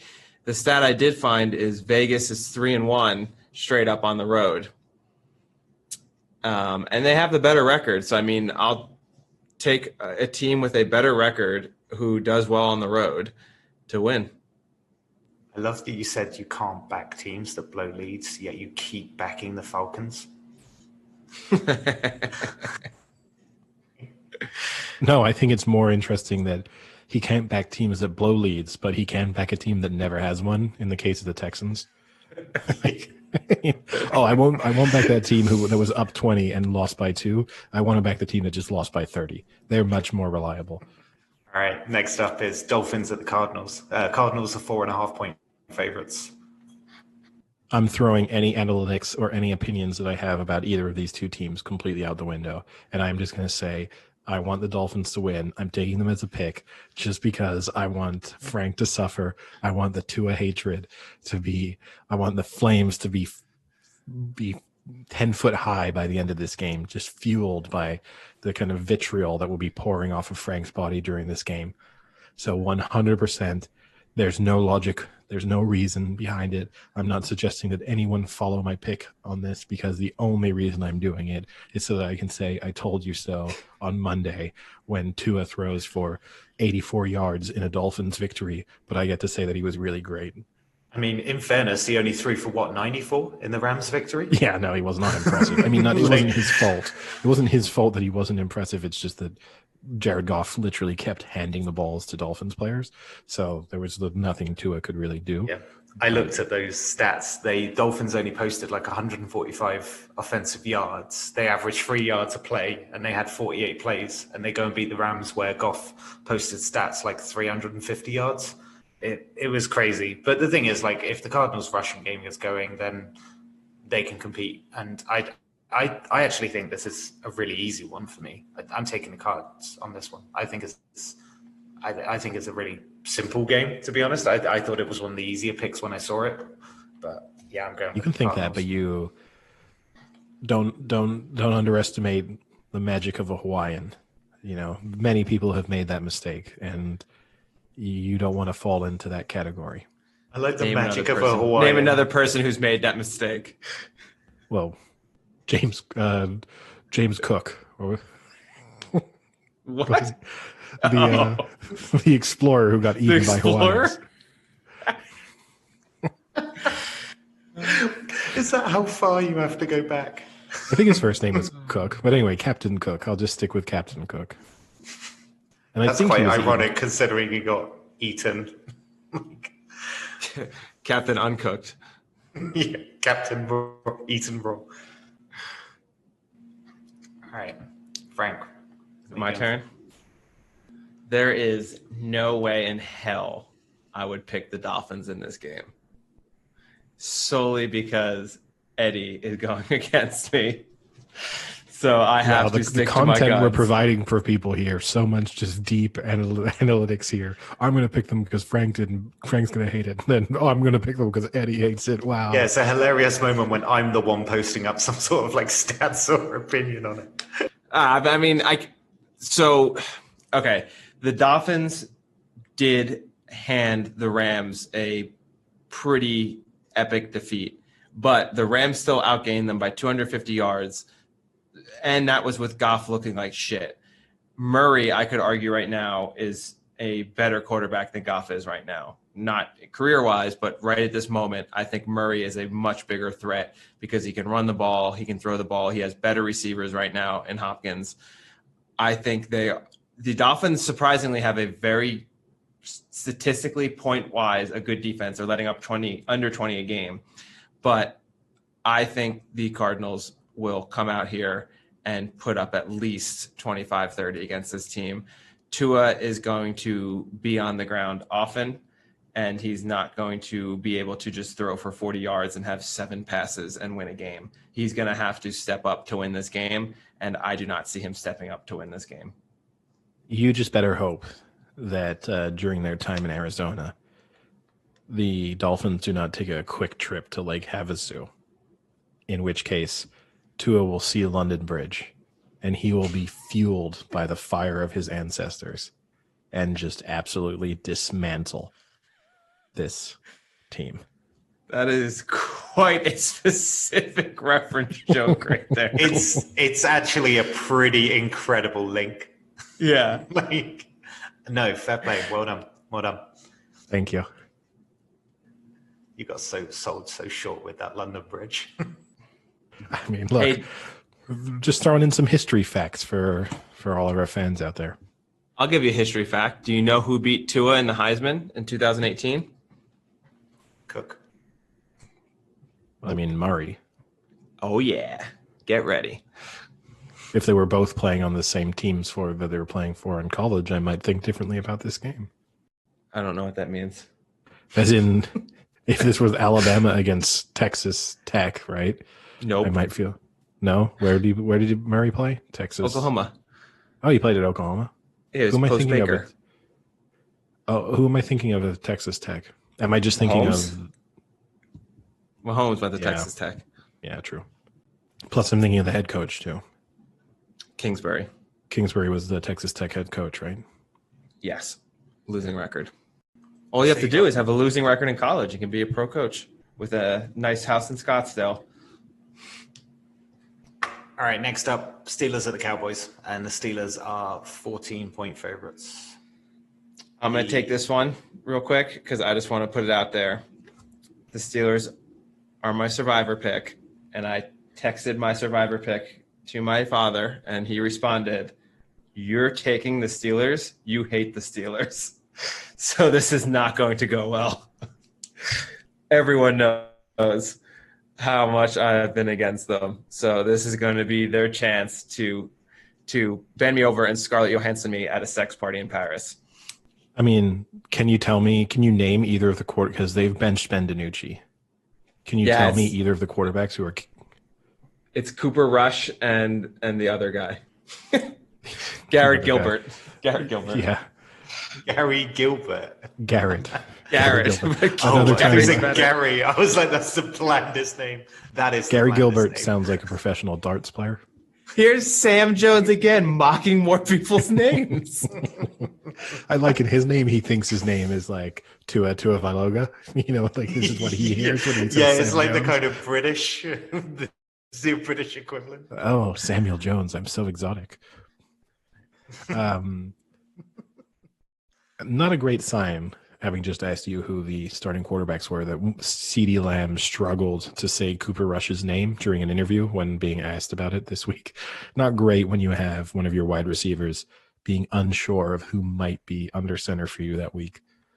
So you have to assume DiNucci looked so bad in the game on Sunday night. You have to assume that anyone almost would be an upgrade.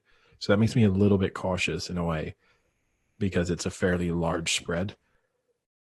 But I'm taking the Steelers to win.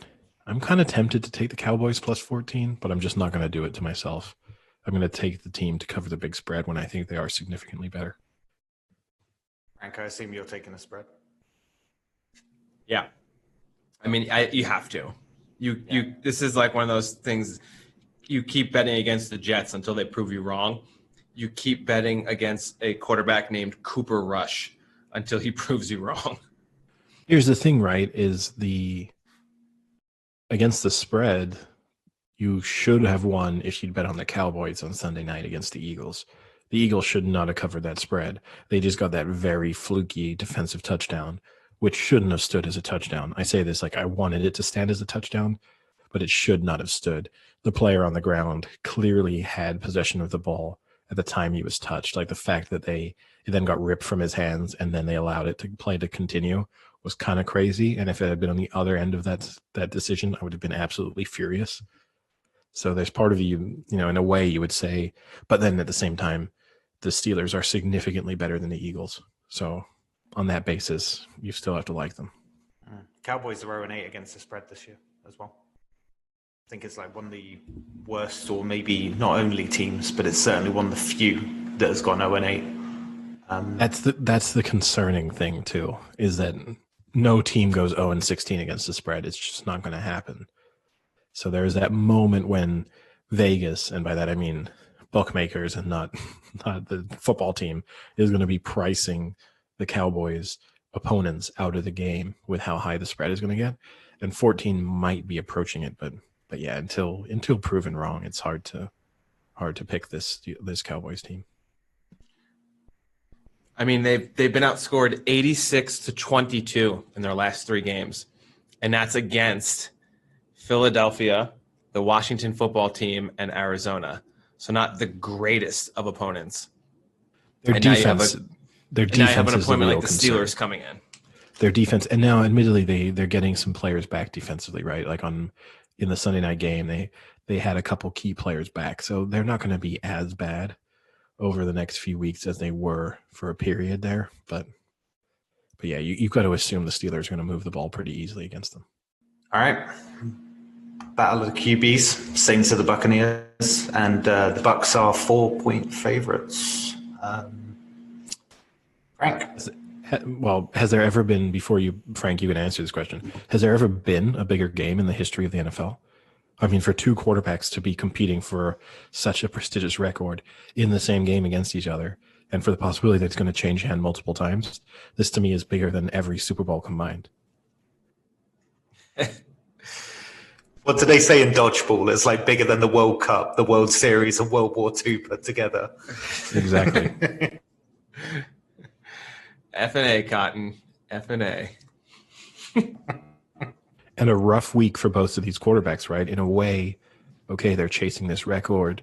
Their teams are both looking playoff bound. They're looking at the prospect of playing one of their rivals from the last, 15 years. A huge divisional game too. This game has a lot of repercussions for this future of both of these teams. But then at the same time, they are both noted Trump supporters. So probably a little bit of, both suffering a little bit coming into this one. So for that reason, you're going with the Bucs, Eddie? I'm going to take the Bucs because I think Drew Brees looks terrible, like slightly above corpse level in his quarterback play. And would you say frail? Frail would be kind. Don't be frail to be kind. Brady is frail. Dilapidated? Is that a good word for Breeze at the moment? Dilapidated? Dilapidated would imply that some structure is still remaining. He's not even in that. But he is. He's still like the husk of a human. It's just not much even going on. No. Okay. No. It's as if you've dug someone's grave, but you've yet to put the body in it. This is the stage his career is at. They've won 4 straight. Yeah. They haven't. But it's not Breeze doing that, though, is it? So wait, Eddie, real quick. So this is a question that relates to it. What scares you more? The fact that the Saints had to go to overtime to beat the Bears, or the fact that the Bucs had to squeak out a missed 2-point conversion to beat the Giants? The Saints won because the Bears were just doing nothing on offense at all. And they should have been able to just put up enough points that game shouldn't have been in question. Whereas the Giants offensively were actually pretty good against the Bucs, which is a little bit of a surprise given how good their defense has been this year. But still, you got to give the Giants a little bit of credit for Daniel Jones making some big plays. So in a way, I don't see it as much of a knock on Brady and their offense. Now, it's an issue for their defense, which has probably been the reason why the Bucs have won a lot of games. Like, it actually hasn't been Brady and their weapons. So for me, Breeze apparently has sat out of practice the last 2 games. Oh, yeah, I didn't know that. Yeah, I didn't know that. I might like the Saints then. Yeah, I think it said it was held back in practice for the 2nd straight day. Yeah. So, yeah, I don't think Breeze is as done as Eddie. I don't think you put a fork in him. I don't think he's done yet. But he hasn't looked great. And Brady has looked much better.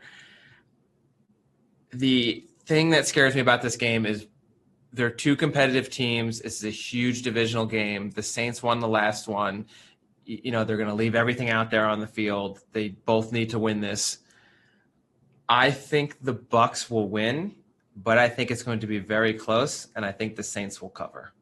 I'm going with the Bucs and to win this one. I just think it won't be Breeze that wins it for the Saints. If they do, it'll be more the Bucs kind of losing it in a relatively poor performance against the Giants. But I would back Brady to come good in this scenario over Breeze and the Saints. So I'm going to go with the Bucs and to cover. And last but my days not least is the Pats at the Jets. And the Jets are the Jets aren't favorite. What am I on about? The Patriots are 7.5 point favorites. I mean, this is a weird one because when I first saw it, I was almost second guessing myself because obviously over the past 3 or 4 weeks, it's almost been so easy to go against both that when these two came up in the matchup, I paused for a moment and then I kind of realized in what reality am I questioning a Patriots team period against this Jets team? And I still think for me that the Patriots will win and they'll cover the spread. But honestly, the only reason I think it is because surely they have to. I mean, Bill Belichick might actually kill people if they don't. It's a pretty depressing game, to be honest. But the only reason I'm going with the Patriots and to cover is because it would be absolutely criminal if they didn't. Yeah, I mean, I do agree with you. I just think this spread actually isn't as high as I expected it to be. I mean, the Patriots are not good, but the Jets are atrocious. So a 7.5 point spread against a historically bad NFL team, even if the Patriots are just mediocre, which I think is about where they are, is a little bit disrespectful to the Patriots. And you also know that it's not like a Bill Belichick team is ever going to go into tank mode or ever going to sort of consider that it's season over, because I'm sure the Patriots are telling themselves that there is still a path to the playoffs for them. And that if they can, I mean, part of them, they'll be telling themselves if the Bills lose this week and if they win and if the Dolphins lose, they're right back in. Sorry? When the Dolphins lose. Okay. They will be right back in the hunt for the division. I mean, they wouldn't really be, but they, if you're on that team, that's what you would be telling yourself. So you have to like the Patriots, and you have to think that the Jets aren't going to suddenly start covering sub 10-point spreads. Yeah, I went stat heavy on this one. So Patriots lost 4 in a row, haven't scored more than 21.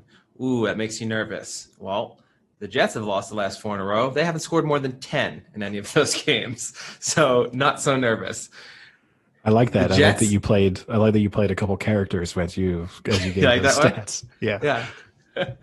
The Jets have lost each game this year by at least 8 points. At least.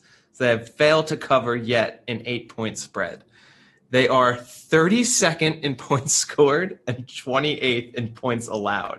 That is amazing. I understand that they kind of play off each other a little bit. If your offense is never on the field, then your defense is out there all the time. But to be that bad, to be almost the worst team in both categories is impressive. You cannot go with the Jets until they can cover a spread and start being competitive. I understand the Patriots don't look good, but they do not look anywhere near as bad as the Jets do. I think that's it. I think we've covered all the games. Yeah. And it must be said that unlike previous weeks where we haven't had great Premier League football to speak of, this week is a little bit different because there is a huge match this weekend as City are playing Liverpool. So, I mean, it's difficult at the moment to say that this is a sort of in any way a title decider. One, because they're both dropping points all over the place, and two, because other teams are now legitimately in the title race, which maybe, Sam, is where the question before we discuss this match. Do you give Spurs a legitimate chance at winning the title? No. I just think Spurs will be Spurs, and I just don't think they'll do it. I just think there's too many question marks around that team at the moment.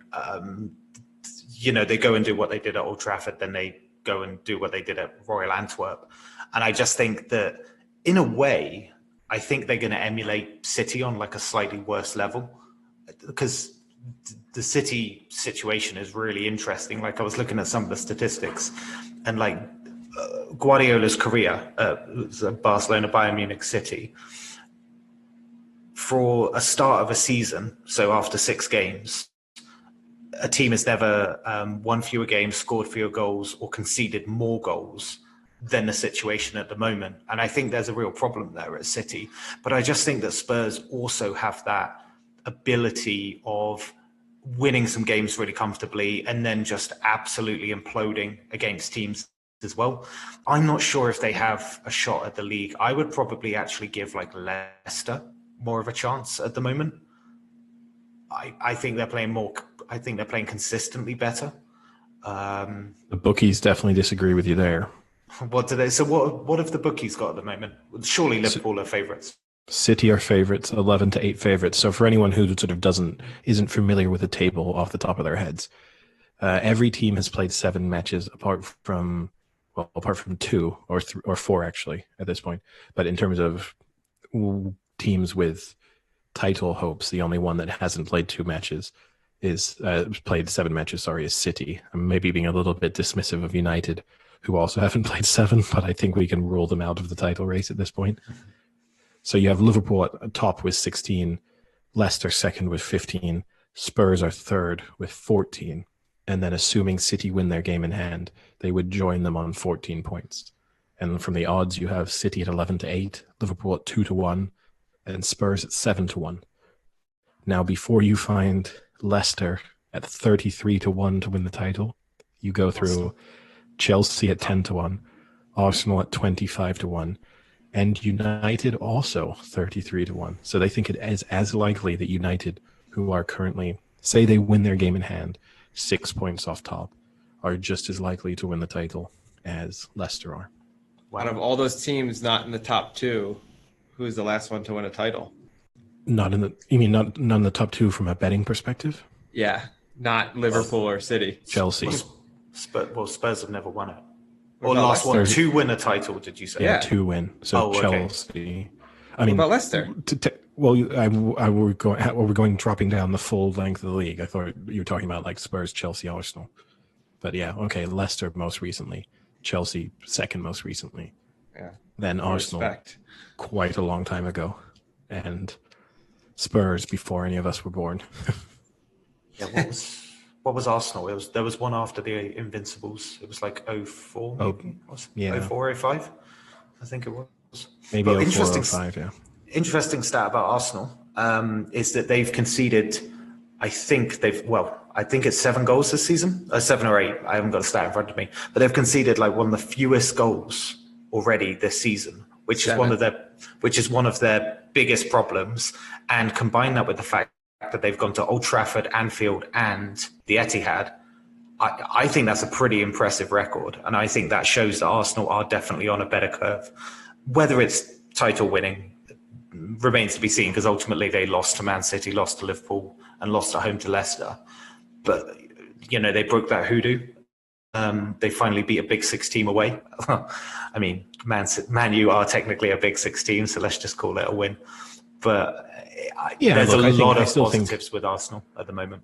I think when push comes to shove at the end of the season, obviously my prediction with United finishing in the top 2 as my kind of hot take of the year, that one is dead and buried after 6 matches. That being said, I do think United will still end up finishing in the top 6. I think over the course of the remaining 32 matches, they will just win. People are being hard on them for being terrible, but fundamentally they win their game in hand. They go to 10 points. It puts them, within touching distance of the top 6, top 4 anyway. So it's not like they need some incredible turnaround at this stage. It just doesn't look tremendously likely. And I guess maybe even before we get to the big match, they have an interesting test. They're away to Everton this week. So that will be an interesting litmus test of where they stand. I mean, if the defending is anything like that first goal in Istanbul, they're generally up for like mid-table. Did you see it? Yeah. The goal. I mean, that's borderline pathetic. How you give someone space like that where they've got a one-on-one scenario before the halfway line. Yeah, I mean, I feel sorry for Ole Gunnar Solskjaer in a sense because he's just being tremendously let down by players who are significantly better than the form that they are showing. And everyone can talk about formation and tactics and all that, but fundamentally, you step onto the pitch. I mean, there was the Roy Keane rant at the weekend when he got into his argument with Tim Cahill. I don't know if you saw that from after the Man United match, where Tim Cahill was saying how Ole Gunnar Solskjaer, there's no leaders in the United team, and there's also no leadership from the manager, so they're not getting motivated by someone. And Roy Keane took that as just a ridiculous statement because he said you don't need anyone to motivate you beside yourself. And that even when he was a 7-year-old boy playing football, the only person that motivated him was Roy Keane, which in the case of Roy Keane is absolutely true. Undoubtedly, though, Roy Keane motivated other players with his intensity and with his attitude and his approach. But Solskjaer is being let down. The only criticism I would have is that he constantly chops and changes, and he really reacts to whatever the last result was. So, they'll play the champion in their opening 2 Champions League matches. He kind of puts some fringe players in. They play well. Now they're starting at the weekend. They play badly. Now they're back out of the team. And so you have to, if he's going to keep his job, he needs to pick an 11 that he's comfortable with. And if he sinks with that 11, then he sinks. But this idea that if he puts Matic in one week and Matic doesn't play well, then Pogba's coming in for Matic the next week. And then if Pogba doesn't play well, then Van der Beek's coming in the next week. You have to have some approach where players can get a little bit of form and consistency. Yeah, I absolutely agree with that one. But the Everton game will be tough for them, like really tough. I don't think it's at Goodison Park, right? I can't remember, but yeah, it's at Goodison. That's one of the ones where like the crowd matters. Like they do get fired up for that kind of game, and Everton are going to lose a bit of that intensity, especially with like a Man U game, because Man U have been on the end of some thumpings there over the past like 3 or 4, 5 years. But I don't know who I'd go with that one. I'd probably fancy Everton at the moment. I just think after seeing that kind of game in Istanbul, how bad they looked in the Chelsea game. Granted, Chelsea looked bad as well, but also how simple it looked for Arsenal. Arsenal didn't look that great, but it just looked easier and better for Arsenal to create the kind of passing setups that they did. I think it would be really tough to back a team that a couple of weeks ago beat PSG. It's a strange thing, but yeah, I don't know what it is with Ole Gunnar Solskjaer and PSG, but it seems to like breathe life into his career. It's such a strange thing, but yeah, for me, I'd go Everton in that game. Today I was watching because on my YouTube suggested like recommended plays, I often get the Sky Sports Retro pops up, and they do a good job with that, where they just put a random video, and it was after some United win. It was Sir Alex Ferguson speaking after United win. And he was talking about the youngsters coming through. And now in amongst those youngsters, it was when De Gea had just started playing for United. So he was impressed with De Gea's performance. But then he also really impressed with Phil Jones, who he said had the potential to be the best young player they'd ever had, which obviously has not come true. Completely transpired. I did like the comment, the top comment on the video was, well, Ferguson was obviously right. Just look at the stats. And then the stat was goals scored against De Gea. And it was Messi 2, Phil Jones 3. Wasn't there some crazy stat that Solskjaer's opening games at Man U have actually been, his first 100 games, have actually been better than Ferguson's record? That's a little bit tough though, right? Because when Ferguson took over United, they were not United as we now think of them, right? Yeah, of course. It's crazy to me to think that Solskjaer's been there for 100 games. That's the bit. He still, in my mind, almost feels like a relatively new manager. He still feels like a caretaker for me, because there's always that cloud over him about like, as soon as they go on like 2 or 3 losses, everyone's like, okay, well, we made a mistake bringing him on. Then he goes and usually beats PSG. They're going to start setting up friendlies at some point, just so Man U can beat PSG in the interim. But then everyone's like, oh, faith restored kind of thing, and then they just go back to the repeated problems that plagued the team. Yeah. And to me, that's probably the biggest indicator of what his status is as manager, is that I think a lot of people probably still think of him as interim, and that's probably the sign that they need to bring someone else in, because he just doesn't have that authority. Right? It's Pochettino. You think so?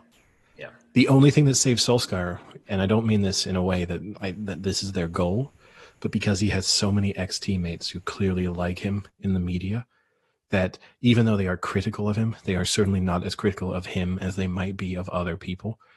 And I think that saves him a little bit, because almost every program you watch, every post-match breakdown, everything, you've either got Gary Neville there, or Roy Keane there, or occasionally Paul Scholes, or whoever it is, Rio Ferdinand, someone. And I think it just saves him a little bit that there's people there who like him, really saying things about him. Yeah. So, I mean, this Man City Liverpool game, I guess we'll go on to our bets of the week soon, but Liverpool, I would like to take Liverpool away win, but obviously thinking money wise, like double chance Liverpool draw, I think is great value here, because like I said, there's something not right with Man City at the moment. Defensively look a bit odd, but also the things that have made them fire so well recently in terms of like their attacking lineup aren't firing either. And when you compare it with Liverpool, like if we just ignore the anomaly of that Villa game, they still have the fundamental components that are making them look good as they were last year. So really good fullbacks, the top three look really good, but Diego Jota looks like an incredible signing. So much so that you'd almost semi-consider Firmino's position with him now. But I just think that Liverpool still have the components, even if they're a little bit worse without Van Dijk, they still have all the components that made them so good last year. Whereas I'm just not sure about City at the moment. Like I can't see City winning this, which is a really strange one to say, but it's not going to be one of those games where the home crowd can get fired up. Liverpool are going to be able to play their own game, and we'll obviously go on to bets of the week, but the Liverpool double chance at the moment is 4-5, or you can take them for winning at about 11-5. I wouldn't bet against anyone that wants to take him at 11-5, but I think 4-5 for 2 of 3 of the opportunities is a really good bet here. Don't know what you think. I think the logic behind everything that you've just said is very sound. But then I just have an inkling that City are going to win.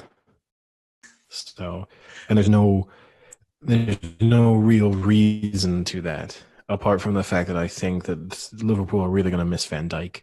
And I think with the movement that City have up front, it's going to be difficult for them. And obviously they are firing on all cylinders going forward. But I think this is going to be the first time that they really face a serious defensive test since Van Dijk has been out. And so until I see that they can stand up to that kind of opposition without Van Dijk, I am not willing to bet on them to pick up a result. So for that reason, I'm going to stick with City. I'm not going to bet on the game. I'm going to stay away from it, but it will be a very enjoyable match to watch. That's for sure. I mean, the safe bet is probably over 1.5 goals, over 2.5 goals. That kind of seems like fairly certain, because both of these teams, I mean, not recently really City apart from in Europe, but both of these teams can score goals for fun and might have some defensive frailties. So can that would concede probably for fun as well, basically. Exactly. Yeah. So, but we'll have to see. But a match I'm really looking forward to. It's going to be good, but I looked at the table, and the reason I would actually go with what you're saying is, you know, I can wheel off all these positions about like Liverpool looking like this, but ultimately, if Man City don't win this, they're already 9 points behind Liverpool. So it's one of those games where like Man City actually have to do something very early on, not to save their season, but very much to keep any sort of shred of comeback possible going.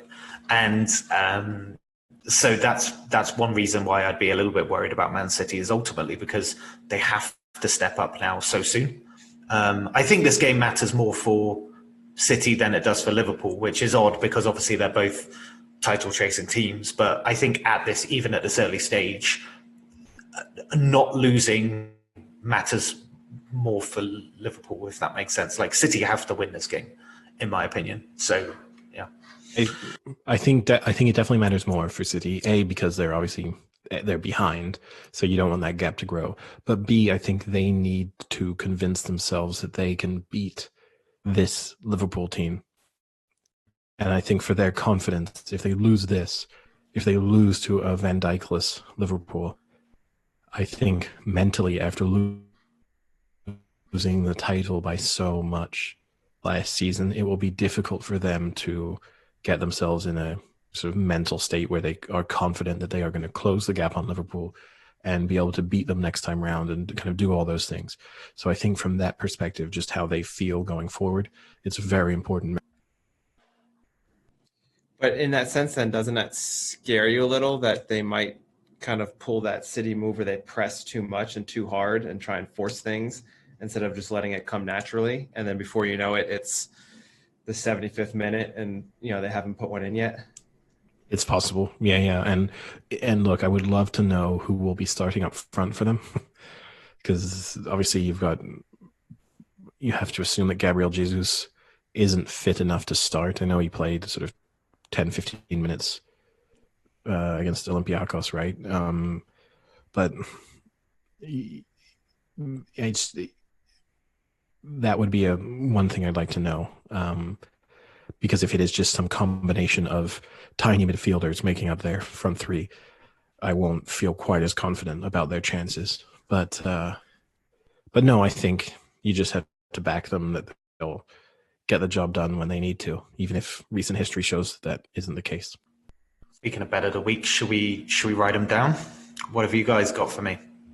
Well, first, I think I need to give you the breakdown of where you stand, so you know how much you can afford to bet. We all lost. Just skip it and just.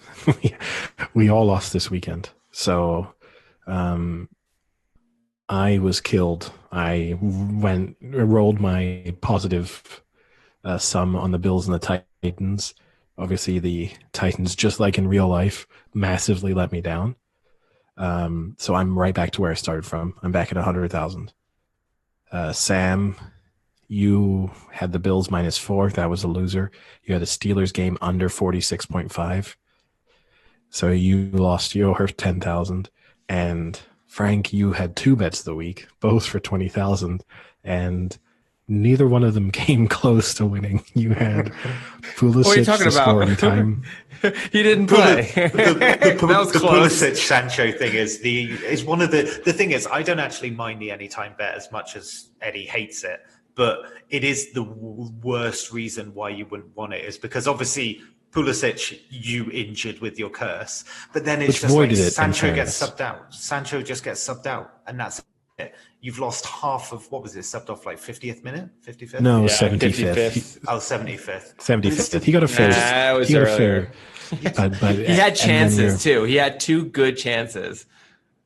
Well, then you should have won. We'll put it as a semi-winner then. And then your other bet: nice. Eagles, Saints, Titans, Bills, Packers. So a fivefold with two losers is not a great look. So Sam, you're down to 70,000. Frank, you're down to 60,000. So you are getting in a territory where you need to start picking some winners. All in. So perfect. On that ground, let's hear your winner, Frank. I'm down to 60,000. Yeah. Okay. I've got two.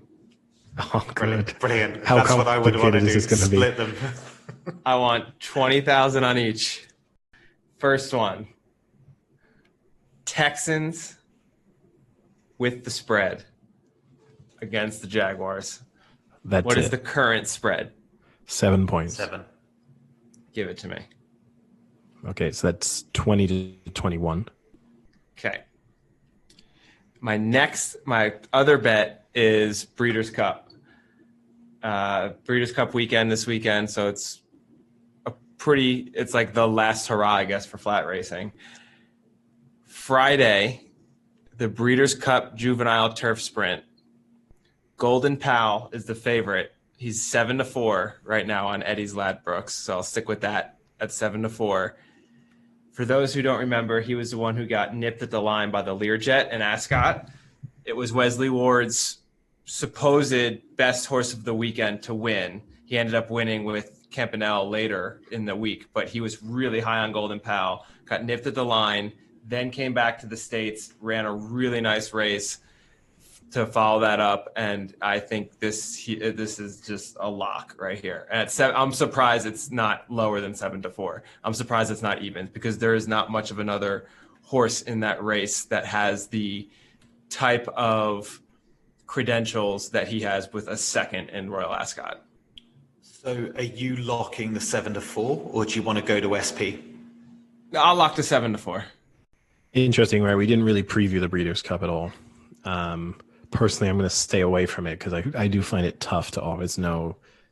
A little bit like when we talked about Champions Weekend at Ascot, it kind of falls into that similar territory for me, where particularly with the foreign horses more than the American horses, I'm just not really sure what condition they're in and how much they would have been. This would have been a real goal, or if it's just sort of end of the season, let's roll the dice and see if we can pick up a nice prize. And worst case scenario, it almost doesn't hurt the reputation of a horse to lose a Breeders' Cup race for that very fact. Yeah. My bet so real quick, I just want to say one more thing. So Saturday is the main card for Breeders' Cup, and that's where most of the older horses race. But Friday they've now claimed as like the juvenile day, like the young guns day. So the other big horse that's racing that day is Battleground, and Battleground is probably one of my favorite horses this year out of Found. Aidan O'Brien horse. You have Ryan Moore on board, so a guaranteed winner, and that's 5-1. I'm not going to put that as my bet of the week, only because it's got a lot of other decent horses in there with a live shot, but 5-1 on a horse that I think is favorite right now for the 2,000 guineas is not a bad odd to take. So you're not going to go all in. You've only got 20K left. No, I'm not going to go all in. No, that'll be next week. That'll be next week. All right, Eddie, you want to put your bet up? Yeah, I'm going to ask, am I allowed to include the Thursday night game in my bet of the week, even though our listeners cannot take advantage of it? No. Absolutely not. No. Wow, harsh. No, because I had that Europa bet and you wouldn't let me put that in. Well, that's because it was finished. And you know what? It won, didn't it? Yeah, actually, I had like 32 of the games tonight. Yeah, okay. In the Europa League. All right, so I'm not allowed to put the Thursday night game in. Nope. Okay, so shall I you can put next week's Thursday night game in. Okay. All right, you go then while I reshuffle my bet of the week then, Sam. Okay, so I'm just doing a little double. So I already mentioned it, that I really like the Liverpool draw double chance, which is 4-5 at the moment. So I'm taking that, and I'm going to combine it with the Cardinals against the spread, so the 4.5, and it pays 2.63 to 1. 2.43 to 1, sorry. So I am going to put 20 grand on it. I think this is the first time I've not taken just a little 10K. So I'm taking 20 grand on it. Put me right back over to 100. And you're right, Eddie, we didn't mention the Breeders' Cup. We did mention our losses, but we didn't mention that I did say I liked the Joseph O'Brien horses in the Melbourne Cup. And he did have another Melbourne Cup winner at 20-1. He also had one die. Well, he didn't have one die. The other, while Eddie's still looking for his bet, the other Breeders' Cup pick that I really like is actually the Turf Classic on Saturday. And you have the Wonder Filly Magical heads the market. But I'm going to go against Magical, and I'm going to go for the horse that had screwed me all year and is now back to redeem itself in Mogul. Mogul is 10-3, like third favorite right now. I think it's pretty decent value for a horse that looked really good in the lead up to the Arc, and unfortunately couldn't race in the Arc. I think it would have had a decent shot to at least place. And Magical at this distance is not very good. I think she's 1 for 5 or 1 for 6 at 1 meter 4. So she's raced in this before and lost to Enable. And I think Mogul's going to nap her at the line. So I'm going to go Mogul in that race as well. I won't put it up as my bet of the week, but that's the one I like for Saturday. What are you thinking about Tis the Law in the in the Breeders' Cup Classic? Yeah, is he going to get back from the disappointment? This is a really good race because the top four, you have Improbable, Tis the Law, Maximum Security, and Authentic. There's a lot of good form between them. So, for instance, Improbable beat Maximum Security, and then Authentic beat Tis the Law. But then I believe Improbable beat Maximum Security, and then Authentic beat Tis the Law. And then Authentic lost to Swiss Skydiver, who was in the race before. So, it's really close up top. I don't know who would win that. I think Improbable, from what I've heard, because I don't watch the Americans as much, but from what they're saying, because Maximum Security and Improbable and Authentic are all Bob Baffert's. And Baffert said his best chance is Improbable. So I think you kind of have to listen to the trainer, who has 3 out of the 4 favorites. But you're right. Tis the Law could come back, but it didn't look that great in the last race where it lost to Authentic when it was a pretty strong favorite. So, yeah, it was odds on, wasn't it? I think. Yeah, it lost by over a length too. So, all right, I have figured out my replacement. Eddie's back. Please. I mean, I got to reshuffle things. I don't want to just throw something in without having put some thought into it. I know how much the listeners need my tips, and that puts food on their table.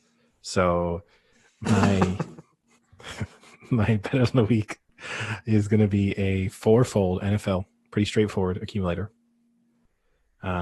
which is going to be the Chiefs to win, the Steelers to win, and the Patriots to win.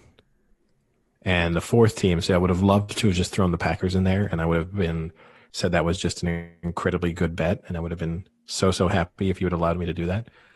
But seeing as I am not allowed to do that, the 4th team that I have decided I'm going to put in there, the Tennessee Titans. I'm going to do it to myself again. Oh my God, what? Yeah. Right. And that returns 1.26. Oh. All that for 1.2. All that just to shit. What's that, like 13 to 10? It's just 4 games. You're just sitting. You're just sitting. I know what you're doing. You're just sitting on your higher amount of money and just trying to get that little bit of value up every time, knowing that Frank and I could be bust in 2 weeks. Well, maybe not you, but Frank is bleeding out at a rapid rate. So yes, I'm not concerned about Frank beating me in this particular contest. So what are you doing, 50 G's? No, I'm going to be sensible. 15,000. Jesus, what a wimp! I know. What a wimpy bet and a wimpy wager. I've never seen more pathetic gambling in my life. Well, do you know the thing that would have been a bit bolder that I was tempted to take? And we do not really talk about college football, even though I know Frank would love to. I was tempted to take Notre Dame to beat Clemson on Saturday. But I decided... That's risky. I decided it was too risky. But you want my... Should I throw in a Breeders' Cup pick just to make you satisfied? Yeah, what do you got, Breeders' Cup? I will say, before you give us the pick, in the Breeders' Cup Sprint towards the end of Saturday, there is a horse called Frank's Rocket that's racing, and it's 10-1, won its last 4 races over this distance almost, too. I think they're all almost over 6 furlong. So there is no chance in hell I'm not throwing some money on Frank's Rocket in the Breeders' Cup Sprint. All right, I'm going to give you an each-way tip for the Breeders' Cup as my selection, and that is going to be for the Breeders' Cup Mile, and my tip is going to be Safe Voyage, currently trading at around 10-1. So I think that's a solid. You'll still get nice value at each way. You'll still make a bit of money even if it just places. So that would be mine. Part of me, my heart wants to say Siskin in that race. Yeah, I saw Siskin as well. But I think Siskin is that still racing? Is that still a horse? Yeah. Yeah. I think Siskin officially has evolved or devolved from a horse into a donkey, so I cannot. I thought you were going to say Circus Maximus in that one as your each way at 12-1. Not bad, actually, because as we always say, or at least as I always say, limited horse, but it does run its race. So you do know it will be there or thereabouts at the finish. Kamiko actually looks like a really good bet. I was just looking at the draw bias, and apparently low draw really matters for kind of Keeneland and for the mile as well. So the fact that Kamiko is drawn at 2 probably matters. So it seems like pretty good value. Actually. I mean, it's a pretty good race, actually, because you have Uni, who won this last year. So you have the defending champ, who's second favorite. You have Kamiko, who's favorite, who is coming off a win in Group 2, but still a win, back down to a mile. So I think it'll be pretty good. And I would say if I had to pick a winner in the Breeders' Cup Turf, I know that you opted for Mogul and discussed Magical, but I would actually take Weld's horse, Tarnawa, at between 3-1 and 4-1, depending on where you're looking. I think there's more value there, and particularly if it got to 4-1. If you can get it at 4-1, I would take it each way. All right, so with that, we'll end it there and see what these bets look like and see how much I'll be up on all of you in our bet of the week. So talk to you later, boys. See ya. Here we are.